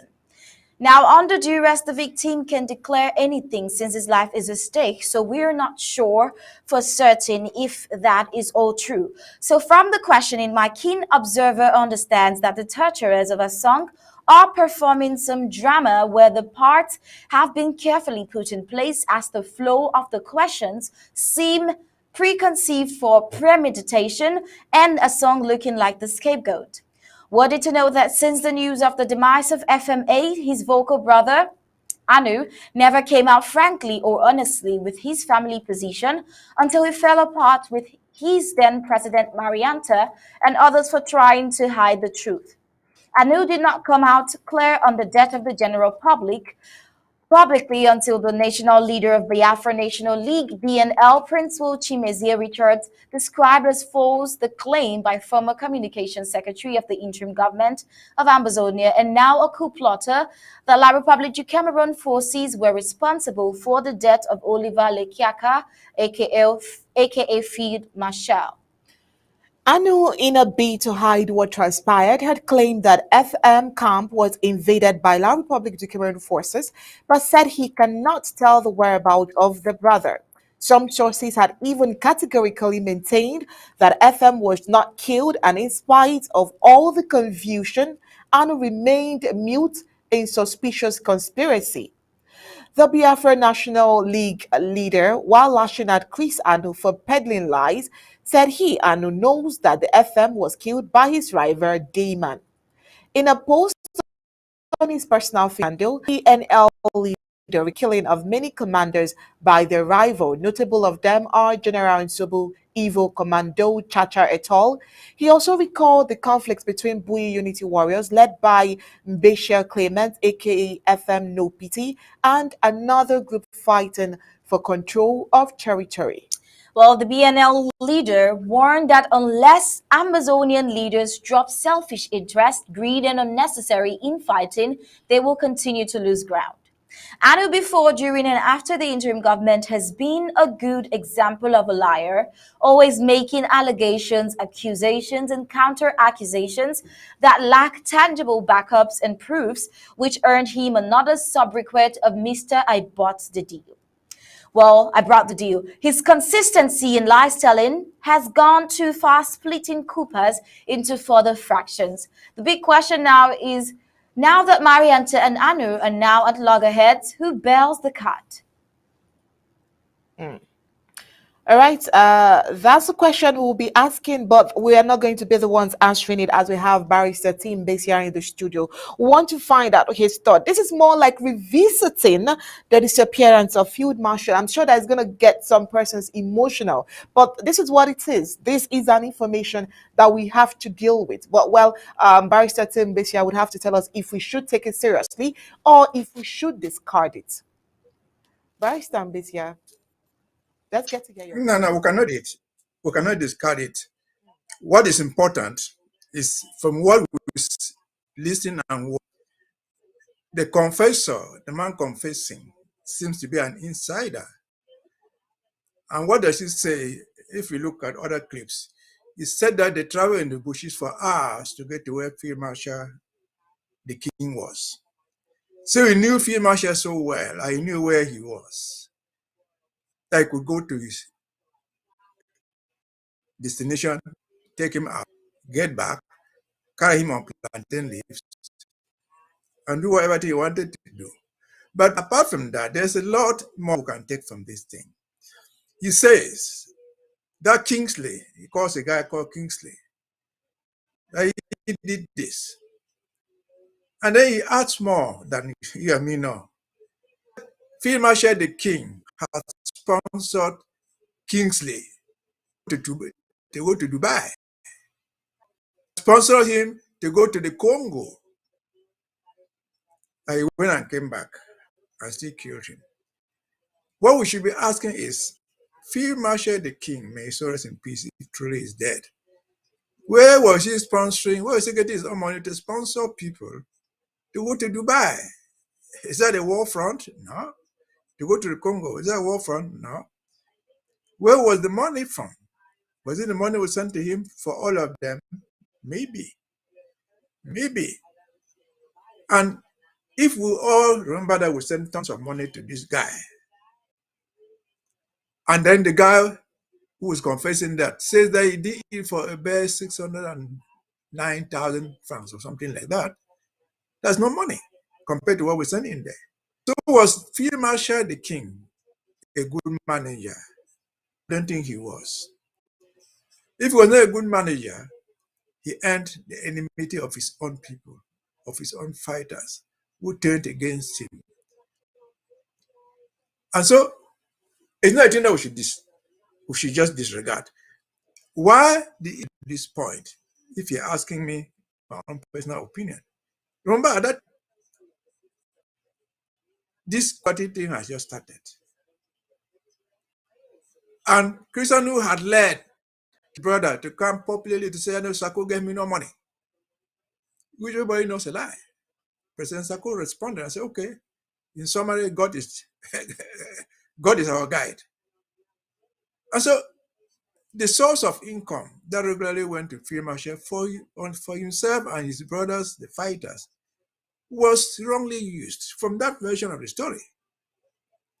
If you could sponsor someone to Dubai, sponsor someone to the Congo, what if this guy who was killing him just to take 609,000 or something like that from Port Tasson? There's something that we have to learn from this thing. There comes a time that you can no longer hide. And so the story told Christian or whoever is unfolding. I don't think this guy whom they killed him, somebody planted these ideas into his head. No, they're coming out of his head because they were ratings. He has mentioned names there, mentioned the amount of money, mentioned who was where and who was where. These are people who are known in the BLM. These are boys that will know them, will know their compounds. So it's not an imagination. So it's not a thing that we just let go. No. But what we can get from it is that it looks to me, I'm from the BLM, but it looks to me that this coup plotted thing carry the mass of the BLM into the wind, following the wind without any directions. Would this make any sense to them? It might be. Can they learn something from this? It is possible. So, coup plotting has a consequence. Lying has a consequence. There's only so much you can do to hide the truth. So it's not a thing that we'll let go. It's not a thing that we'll just forget. No. Because finally this guy talking there, he's dead. He himself is dead. He has a family to take off. He has people to mourn him. Coincidentally, he mentions names of people I know. He said, we went to Mr. Paul's farm. I know Paul.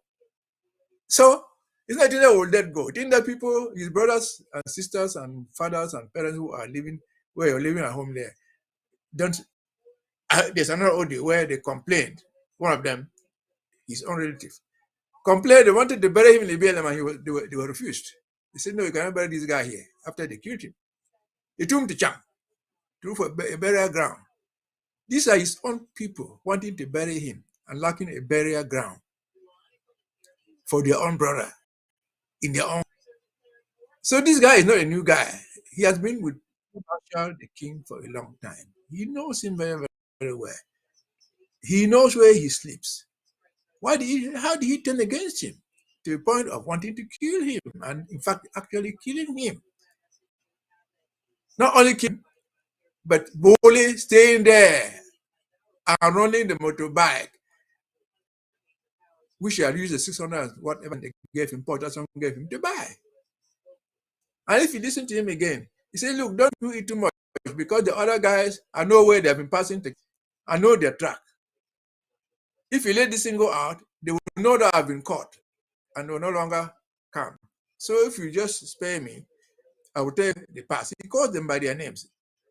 One of them we see all the time, who is supposed to be in DDR center, who comes on video all the time, claiming to be a good guy, condemning Field Marshal. Those are pertinent things that we have to learn in the whole struggle. If you're in Libya, if you're in Coup, wherever you are a person there, call it general, colonel. It's not for yourself. Leading for a group of other fighters who are volunteers. They too need money. They too have wives. They too have children. So if you disburse a few that we have collected to you and use it against them, you are making enemies within the house. You are turning your allies into your own enemies. Eliminate you. I'm not sure that Field Marshal, if he's dead, ever believed that this very boy would trick us to come and club him to death.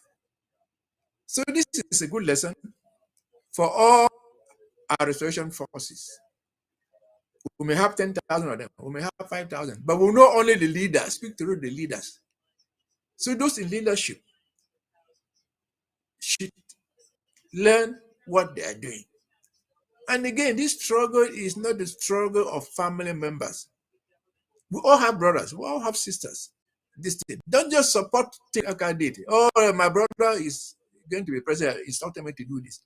I'm in the BLM. I saw the struggle they were fighting there with us, dissolving the LGAs to make sure that the LGA they had there was in compliance with what they were trying to do. This is just wrong. This is wrong. I think this is a lesson. Now this thing has gone viral. Everybody has seen it. La Republic is seeing it. He's accusing them for being the ones who ordered him to do it. They are watching it. Right. So what lesson from this? And for those of us in the BLM, cease being fence sitters. Don't fence sit. When something is wrong, it's wrong. Say that it's wrong. Don't just, there's no tribalism, there's no ethnicity in all these criminal things. Those are facts. Something is wrong, it's wrong. Those are facts. And so Very good. this, we have lost at least 2 people officially. We have lost Field Marshal, if he's dead.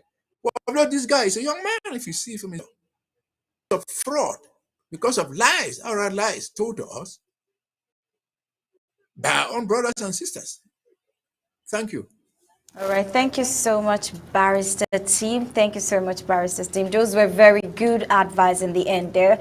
Speaking of the Chris Anu case, he narrated a purported scenario of how his brother was disappeared or killed few days of the incident. Many schools of thought felt it was fabricated and that this scene of today is a way to add credence to whatever story he narrated earlier. What do you think about this? Well, I don't think this is one thing which is clear. Chris Anu lives in the United States. He doesn't have privy knowledge to anything going there more than me or you. The fact that he was talking to his brother, if I thought he was talking to his brother, does not make him the sole master of truth in what was going on there. Those children fighting, they have their own brothers and sisters. They have their own friends abroad.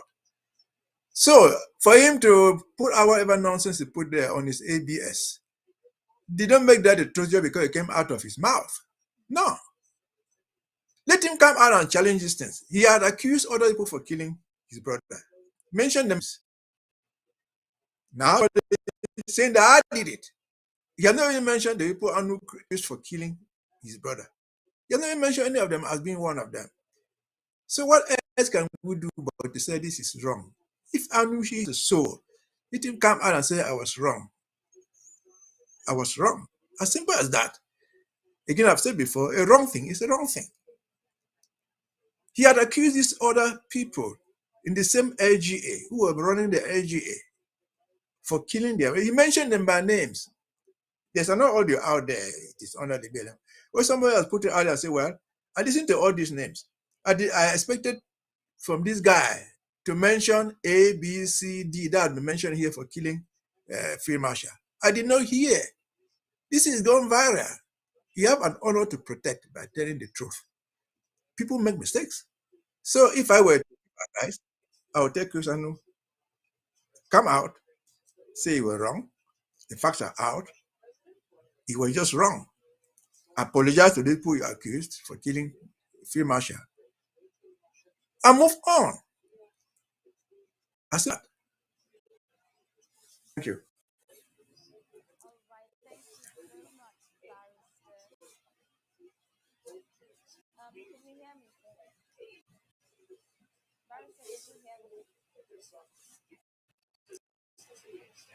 Are you getting me? Can you hear me? Good evening again. All right. Thank you so much, Barrister Team. If you can hear me, if Amazonians can hear me, thank you so much, Barrister Team. Thank you so much for your time here. We do appreciate. All right, thank you so much, Barrister Team Mbesia. It was really an honor having you here, giving those words of wisdom and contributing so much to our news bulletin of today. We really do appreciate your presence. Thank you so much for your time here. We'll move on with the rest of the news right after this break.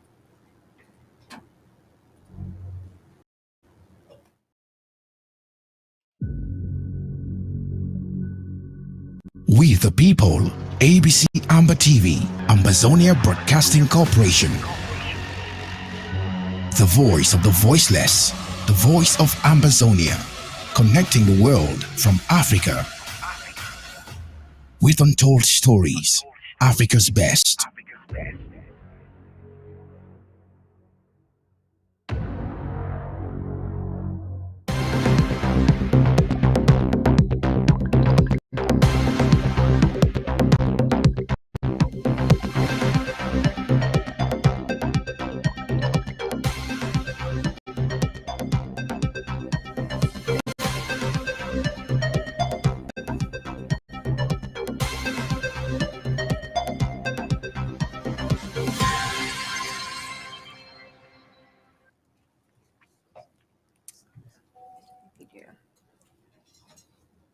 All right, and this is our breaking news.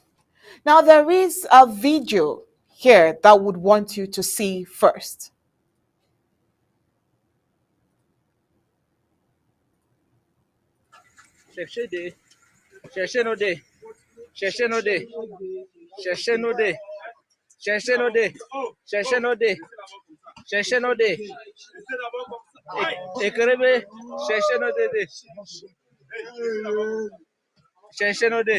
Yes.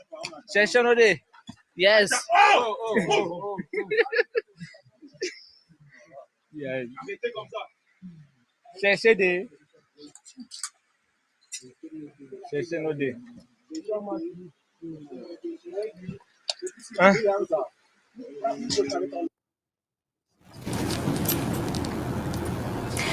All right, now the video you just watched is coming from the Jutin village, Noni local government area in Boye County, where a total of 9 dead bodies, including General Flyover from Noni local government area, and 2 of his bodyguards were inhumanely tortured to death, and their corpses dumped at the Jutin Market Junction. The civilian filmed being tortured by La Republique du Cameroon terrorist element from the BIR battalion is called Thomas Ndikaka from Nyawu in Digitin village. He was found dead after undergoing such inhumane, brutal treatment. The La Republique du Cameroon terrorist elements are presently in the village of Dane, where they have been camping for a second day today. The Boye County Security Team is advising everyone to remain vigilant and report any suspicious individual to your nearest Ambazonia Restoration Forces, the ARF's command unit. Now, this is signed the Boye County Security Team. Would want Barrister Team basically to comment on this, but that's not right now. We want to take this other story that is quite sad. It says a father, 2 sons killed in Mbongi village by La Republique du Cameroon military again. Now, as the day goes by, we can understand clearly the reason why La Republique du Cameroon has not agreed to any negotiation process and even declining from the Swiss-led mediation process as it is. Now, it seems like The professionalism of the colonial La République du Cameroon military is highly questionable. The professional military of La République du Cameroon has killed a father and two sons in a village in the equatorial state of Ambazonia. You would ask yourself, how can an elite forces turn to kill innocent and armless civilians who are just on their own? Are they acting on their own or executing instructions from a particular hierarchy? Well, the colonial La République du Cameroon soldiers have killed 3 persons breaking Monday, October 10th, 2022 at Umbonge local government area. A father and two sons assassinated.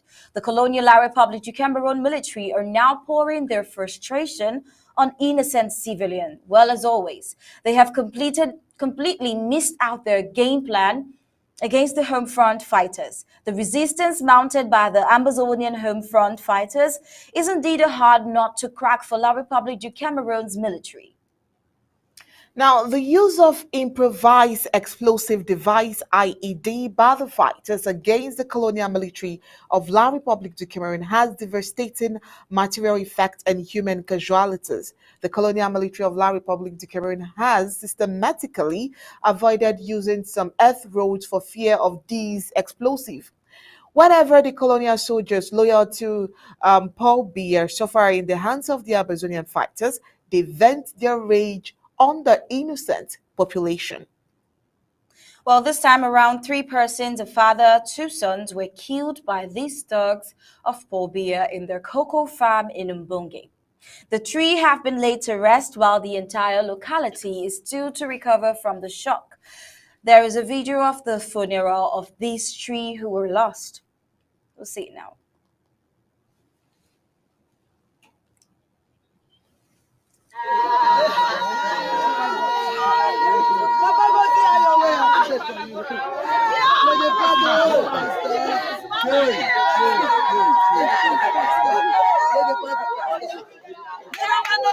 From today, and I'm not giving no rest. I'm not be stranger.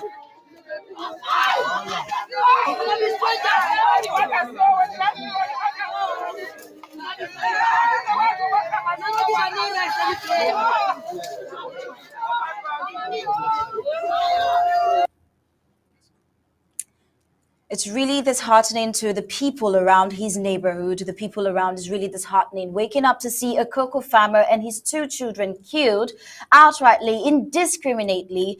Well, it is a pleasure of our news director that we have Barrister Team here again react to these stories. Again, these things make more sense if we look at it from the perspective of history. What La République is doing, they did not start with Ambazonia. They learned it from France. If you look at the French in Algeria, when they fought the Algerians, the French don't believe in winning a war. They believe in frightening people to submission. In Algeria, while they were fighting the Algerians, when the Algerians were fighting for their independence, what did they do? They burnt down nearly every village in Algeria.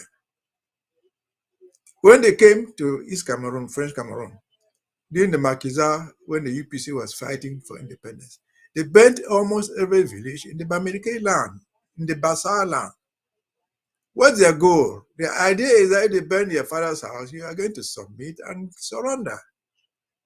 Yes, what you see killing a man with his two children and wife or so, it's not new. Is that even more horrendous than throwing a 6-month baby into a boiling or a pot? It is not. This is their practice. Yes, they killed this man and his wife and his two children. That's not as bad as what they did in Pinyin. They went to Pinyin, deceived young men, took them to a hotel, massacred them, and carried them in the pickup truck like animals. So they are not doing anything new. What did they do in Boya just 2 years, a year or so ago? They shot dead a living small child going to school. And what was their response? They framed up a story that in the car of that woman driving the child, they saw some arms. So is this new? It's not new. They are fond of doing this. But the good luck they have had all along is that from Algeria to Cameroon to Rwanda, they have never been held accountable for anything. They do those things and go free. Remember during the last visit of Macron to Yaoundé, what did he say? He said they are going to get Cameroonian and French historians to look at the history of whatever thing went on here. So they have the good luck that they have always gone free, doing these things day and night. It's not even horrendous. These are people who go to a hospital, kidnap people who are wounded and they are being treated, go and shoot them. That is not even bad because they are wounded in war. These are people who will catch a woman with a baby, call her Boko Haram, shoot the woman and her child live and kill. And go now. You see, they are just the good luck about it to us is to document these things.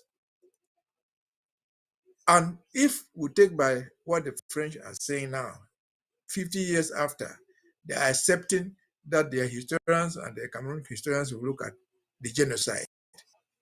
Well, all those crimes against humanity, genocide, war crimes are imprescriptible. They can remain for 50 years or 100 years. Time does not run against it.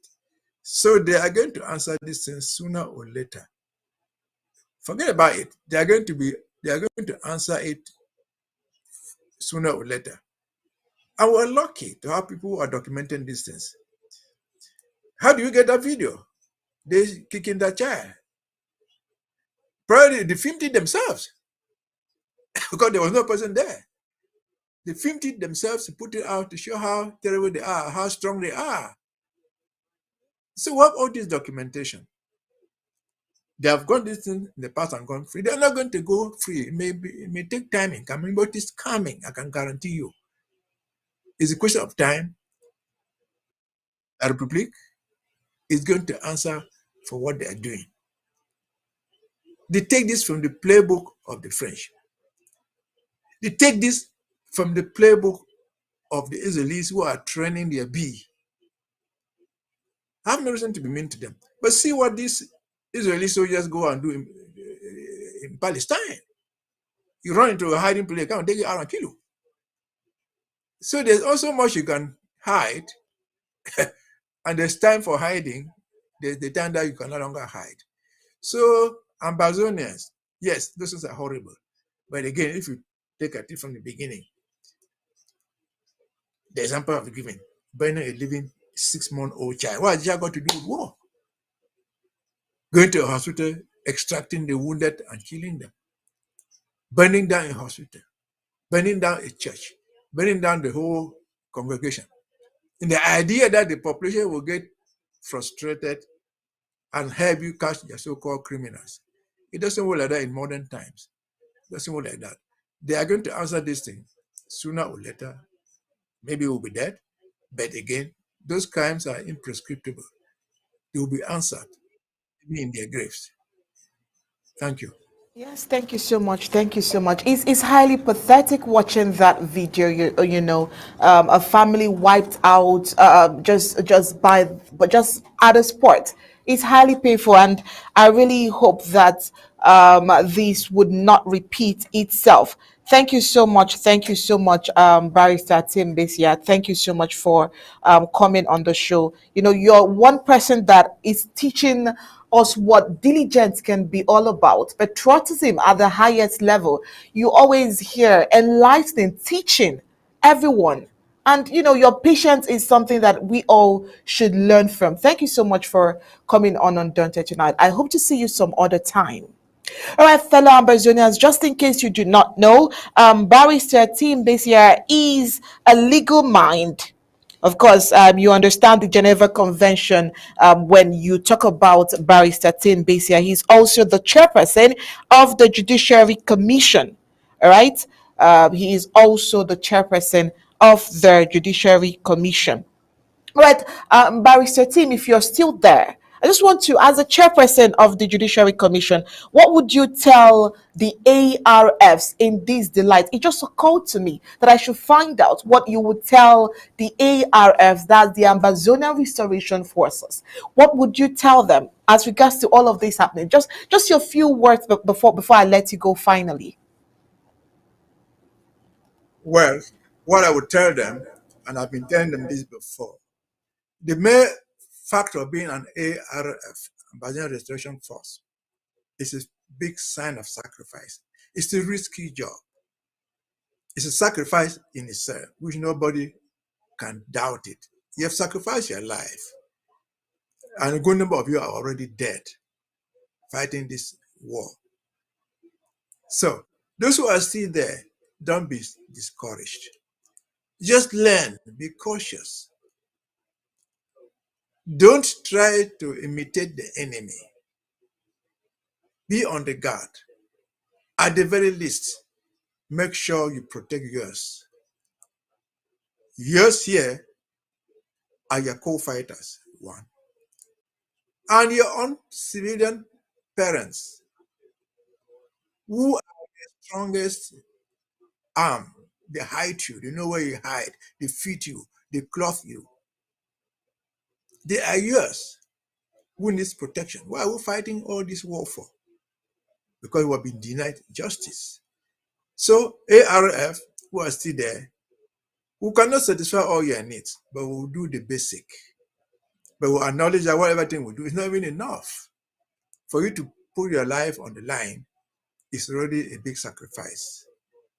But to be sure that you live at least a day longer, to be sure that you live until we get to Boya, have these guiding principles. Don't turn on your own. Your co-fighters and the population that is your first defense line. They hide you. They know you. Like what happened with the field marshal, the king. He could do all those things and go free. But he could not go free with his own fighters who are turned against him. He knew where he was sleeping in the night. They knew his hiding spot. And they could take him out. For whatever reason, they were not satisfied with him. They could take him out for 30 pieces of silver. What is 600,000 that they give you to go and murder somebody? Your own leader. He's like Judas selling Christ, the leader of that community, to the Jews. And what happened? If we take again from the Bible, Judas, who took 30 pieces of silver to sell Christ, even died before Christ. He went and hung himself before even Christ was crucified. So, ARFs, again, they are doing a good job. They are sacrificing more than many of us would do. They are doing what many people cannot do, or not many people are not willing to do. But you're doing it. Remember, like in the case of this field marshal thing, people have joined the restoration forces and left and gone back. We're not running after them. If you choose to go back to your DDR, remain there. Don't do what that guy was telling us in his video with field marshal, leading the enemy to come and see where your brothers and sisters are hiding to kill them. There's no betrayal more than that. Thank you. All right. All right. Thank you so much. I can actually now allow you to go and rest for a while, Barrister Tim Besia. Thank you so much. Well, tomorrow is another day. I'm sure that in the course of the week or even next week, I'm sure that you will make yourself available as usual for us. We sincerely appreciate your patience, your love towards these fights that we are in now. I mean, your name would definitely be written in the sands of time. Thank you once again, sir. All right, fellow Ambazonians, you know, very, very special part of our news briefing is what we call the editorial. Well, tonight, you definitely enjoyed this piece we have for you. Let's have the editorial. In our editorial tonight, we look at Ntumfoin Bo Herbert Yindo To's take on what he captions the World vs Southern Cameroons. Another leg of a century-old game, the World vs Southern Cameroons Ambazonia, will be played next week in Canada. The players, referee, line judges, spectators, match delegates, fans, financiers, and victims, over 30,000 slain since November 2017, are the same. Bloody rounds of the tragic version of this game are being played in southern Cameroon to the deafening silence of the international community, unimpressed by genocide. Worse than criminal silence, those who not so long ago called for negotiations without preconditions are back to pulling strings in the shadows and watching the game in callous indifference. The game prioritizes interest over rights or lives. In it, geopolitics trumps sovereignty rights and sticking with allies. However, evil, the alliance, is better so long as might makes right. Activists for an independent Southern Cameroon, Ambazonia, have been played at this game for over 100 years. It is the vengeance they got served for rejecting a 44-year-old experiment by the United Kingdom to assimilate them into Nigerians. In 1961, the world ganged up to impose more of the same. In a plebiscite supervised by the United Nations, no less, Southern Cameroons were forced to choose either what they had earlier rejected, union with Nigeria, or its next worst alternative, union with Cameroon. Today's event in Ukraine makes the hypocrisy shouting. Imagine the United Nations and NATO forcing Ukraine, once a part of the defunct Soviet Union, to gain and or maintain independence either by becoming a part of Russia or by becoming a part of wild guess China. Imagine an African country doing what Canada is doing next week, host and moderate an event to tell citizens of Quebec to give up their campaign not to obtain, but to restore their independence. Imagine South Africa staging a public relations event on behalf of the rest of Canada while the latter's army slaughters citizens of Quebec. The West is willing to go nuclear in defense of Ukraine in diplomatic hide-and-seek games if required to decry genocide.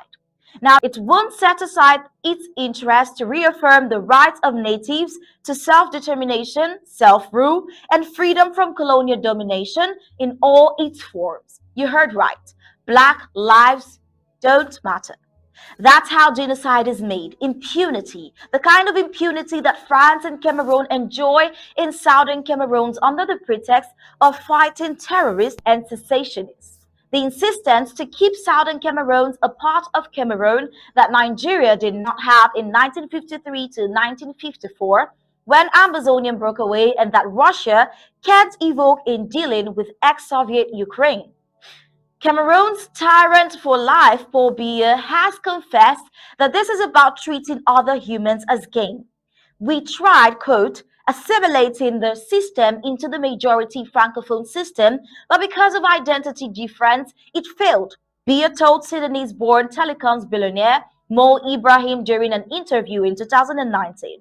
Cameroon's failed 61-year experiment, like the 44 years old of effort by Nigerians, will never convert Ambazonians into Cameroonians. The resolve of this never again generation will never be broken. In fact, the monkey games which give Cameroon a pass for engaging but not committing to the Swiss process or play prolongation time in Canada, pretending to be for mediation, will only persuade movements like mine, Maurice, to get full involved with funding self-defense or start an armed wing because monkey see, monkey do. Today's unraveling was both predictable and predicted. Dag Hammarskjöld, the UN Secretary General from 1953 to 1961, warned that uniting the Southern Cameroons to the Cameroon Republic is like forcing a balloon under the sea. One day it will come out. That day broke fast, dawning before Dag Hammarskjöld's tragic loss in a plane crash. In the hope of drowning the Ambazonian independence balloon, the West ignored the overwhelming vote for independence at the Monthly Conference in 1957. It violated the UN Charter. It looked away in February 1961 as Cameroon independence on 1st January 1960, adopted a federal constitution under which it effectively annexed southern Cameroon. This was 2 months before the 21st April 1961 UN vote for independence and 5 months before effective independence on 1st October 1961. France, a veto power-wielding permanent member of the Security Council, sold or shamed to defend its interests, delaying UN resolutions and causing the votes to be taken several times in the forlorn hope that Southern Cameroon would be denied independence.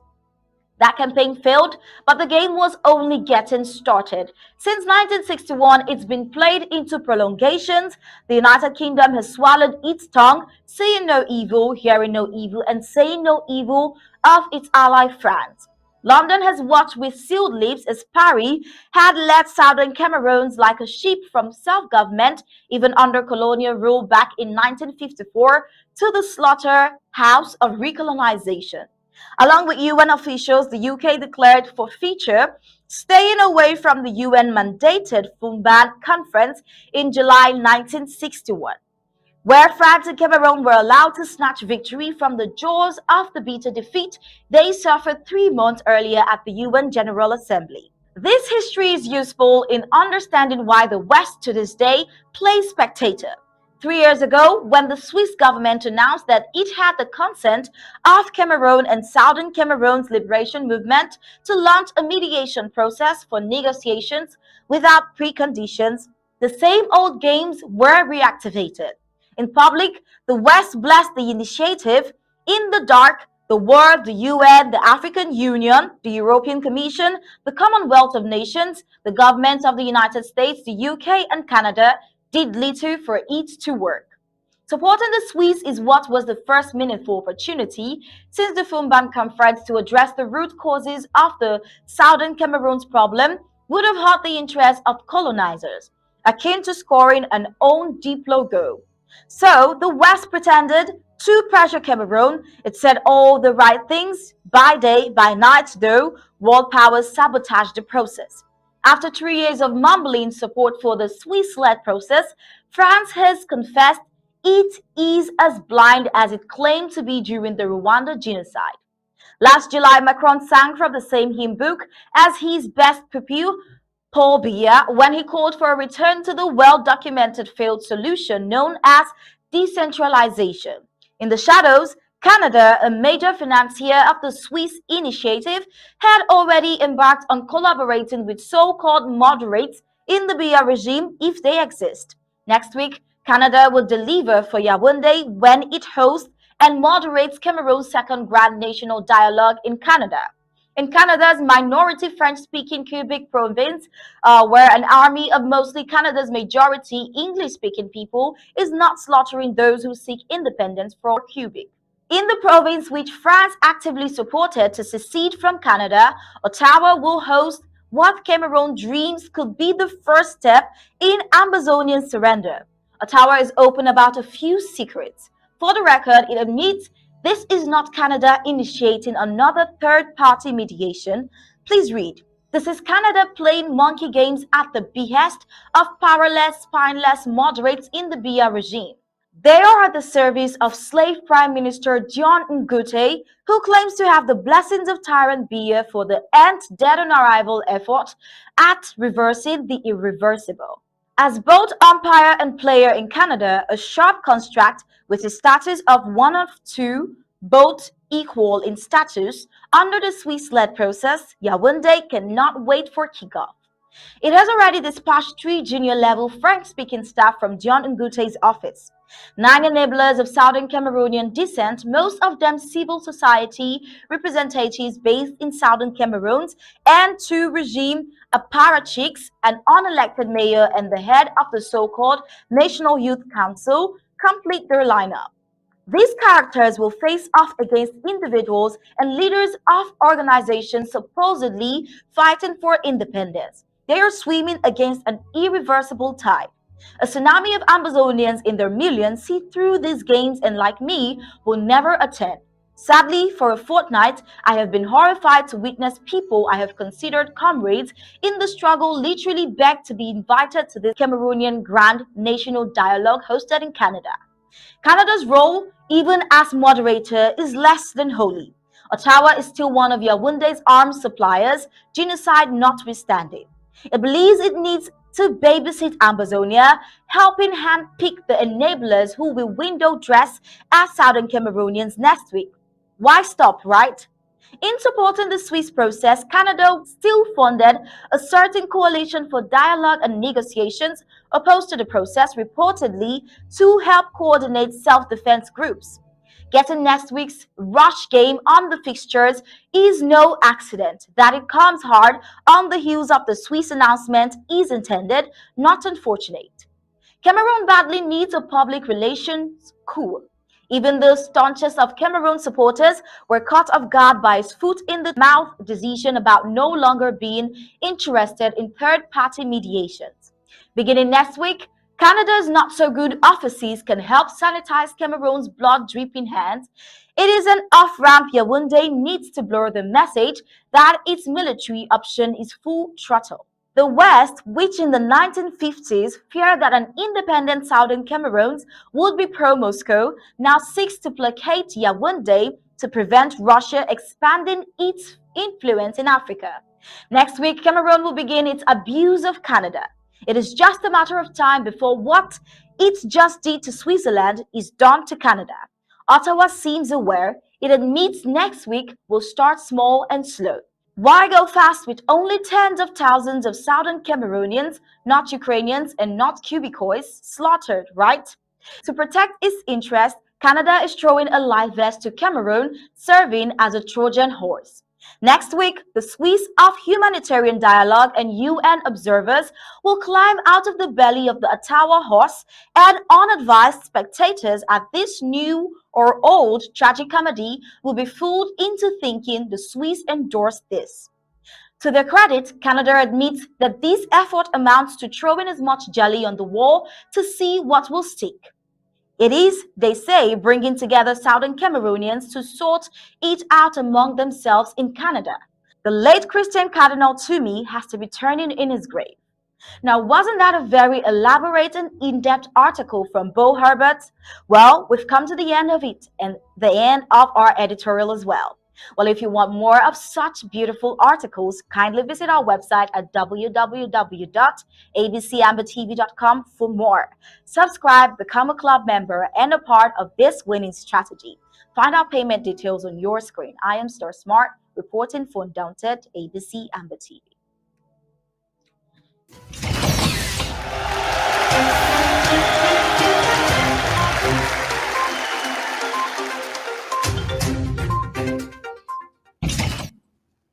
All right, thank you so much, Star Smart, for that beautiful report. All right, now we are here for sports. Total Energies Chan Groups has been reviewed. The draw, which took place on Saturday evening in Algiers, revealed the groups of the Total Energies African Nations Championship Algeria 2022. Now, in Group A, host Algeria will lock horns with 2014 Chan winners Libya, Ethiopia, and Mozambique. Well, Gab Ellison will tell us more about those that will be in Group B, C, D, and E fixtures. Let's have Gab Ellison's report. Latest world sports. Football. Total Energies Chan Groups revealed. The draw, which took place on Saturday evening in Algiers, revealed the groups of the Total Energies African Nations Championship Algeria 2022. In Group A, host Algeria will lock horns with 2014 Chan winners Libya, Ethiopia, and Mozambique. Group B features two-time champions DR Congo, Uganda, Cote d'Ivoire, and Senegal. Group C includes defending champions Morocco, Sudan, Madagascar, and Ghana. Groups D and E are made up of 3 teams each and feature Mali, Angola, and Mauritania on one side and Cameroon, Congo, and Niger on the other. The Total Energies African Nation Championship will take place from 13 January to 4 February 2023 in Algeria.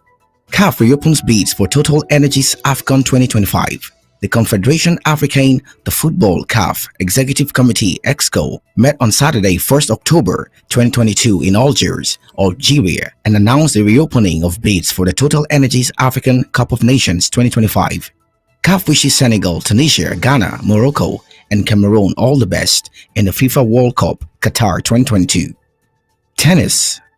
Novak Djokovic braces to his first title since Wimbledon by winning the Tel Aviv Open.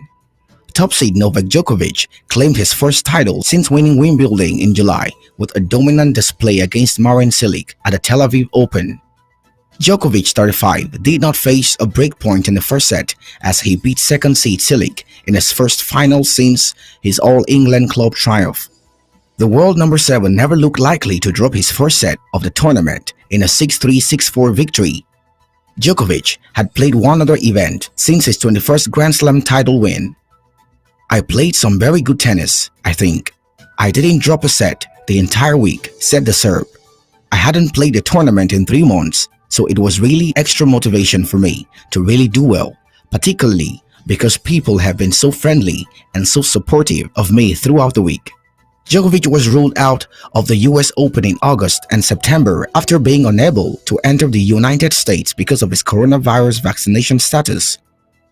In Bulgaria, world number 95, Marc-Andre Hussler beat 5th seed Holger Rune 6-4, 7-6, 10-8 in the final of the Sofia Open. Heavy-serving Swiss Hussler, 26, earned his first ATP Tour title in his maiden singles final with a victory.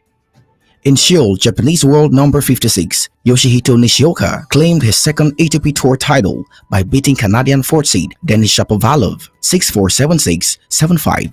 The 26-year-old recovered from 3-1 behind in the second set to cap a week he called amazing, following wins over Britain's Daniel Evans and Norwegian world number 2 Casper Ruud. Estonian top seed Anett Kontaveit missed out on glory in her hometown of Tallinn with a 6-2, 6-3 defeat by 7th seed Barbora Krejcikova. 2021 French Open champion Krejcikova, 26, ended Kontaveit's 24-match winning run on indoor hard courts with her 4th career title and first of the season. Gab Ellison reporting from Undaunted, ABC Amba News.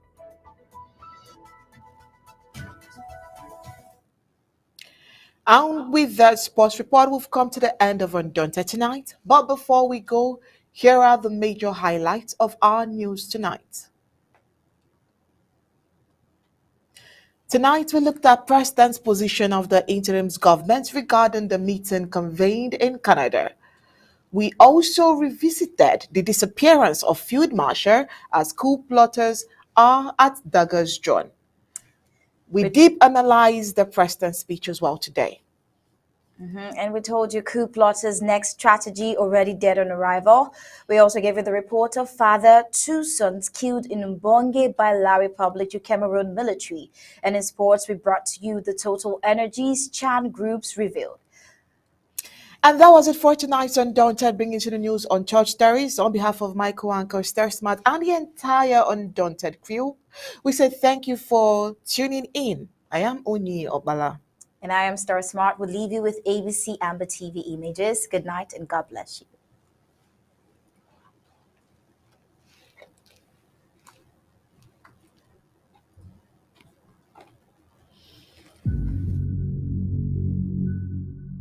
We the people, ABC Amba TV, Ambazonia Broadcasting Corporation. The voice of the voiceless, the voice of Ambazonia, connecting the world from Africa with untold stories, Africa's best.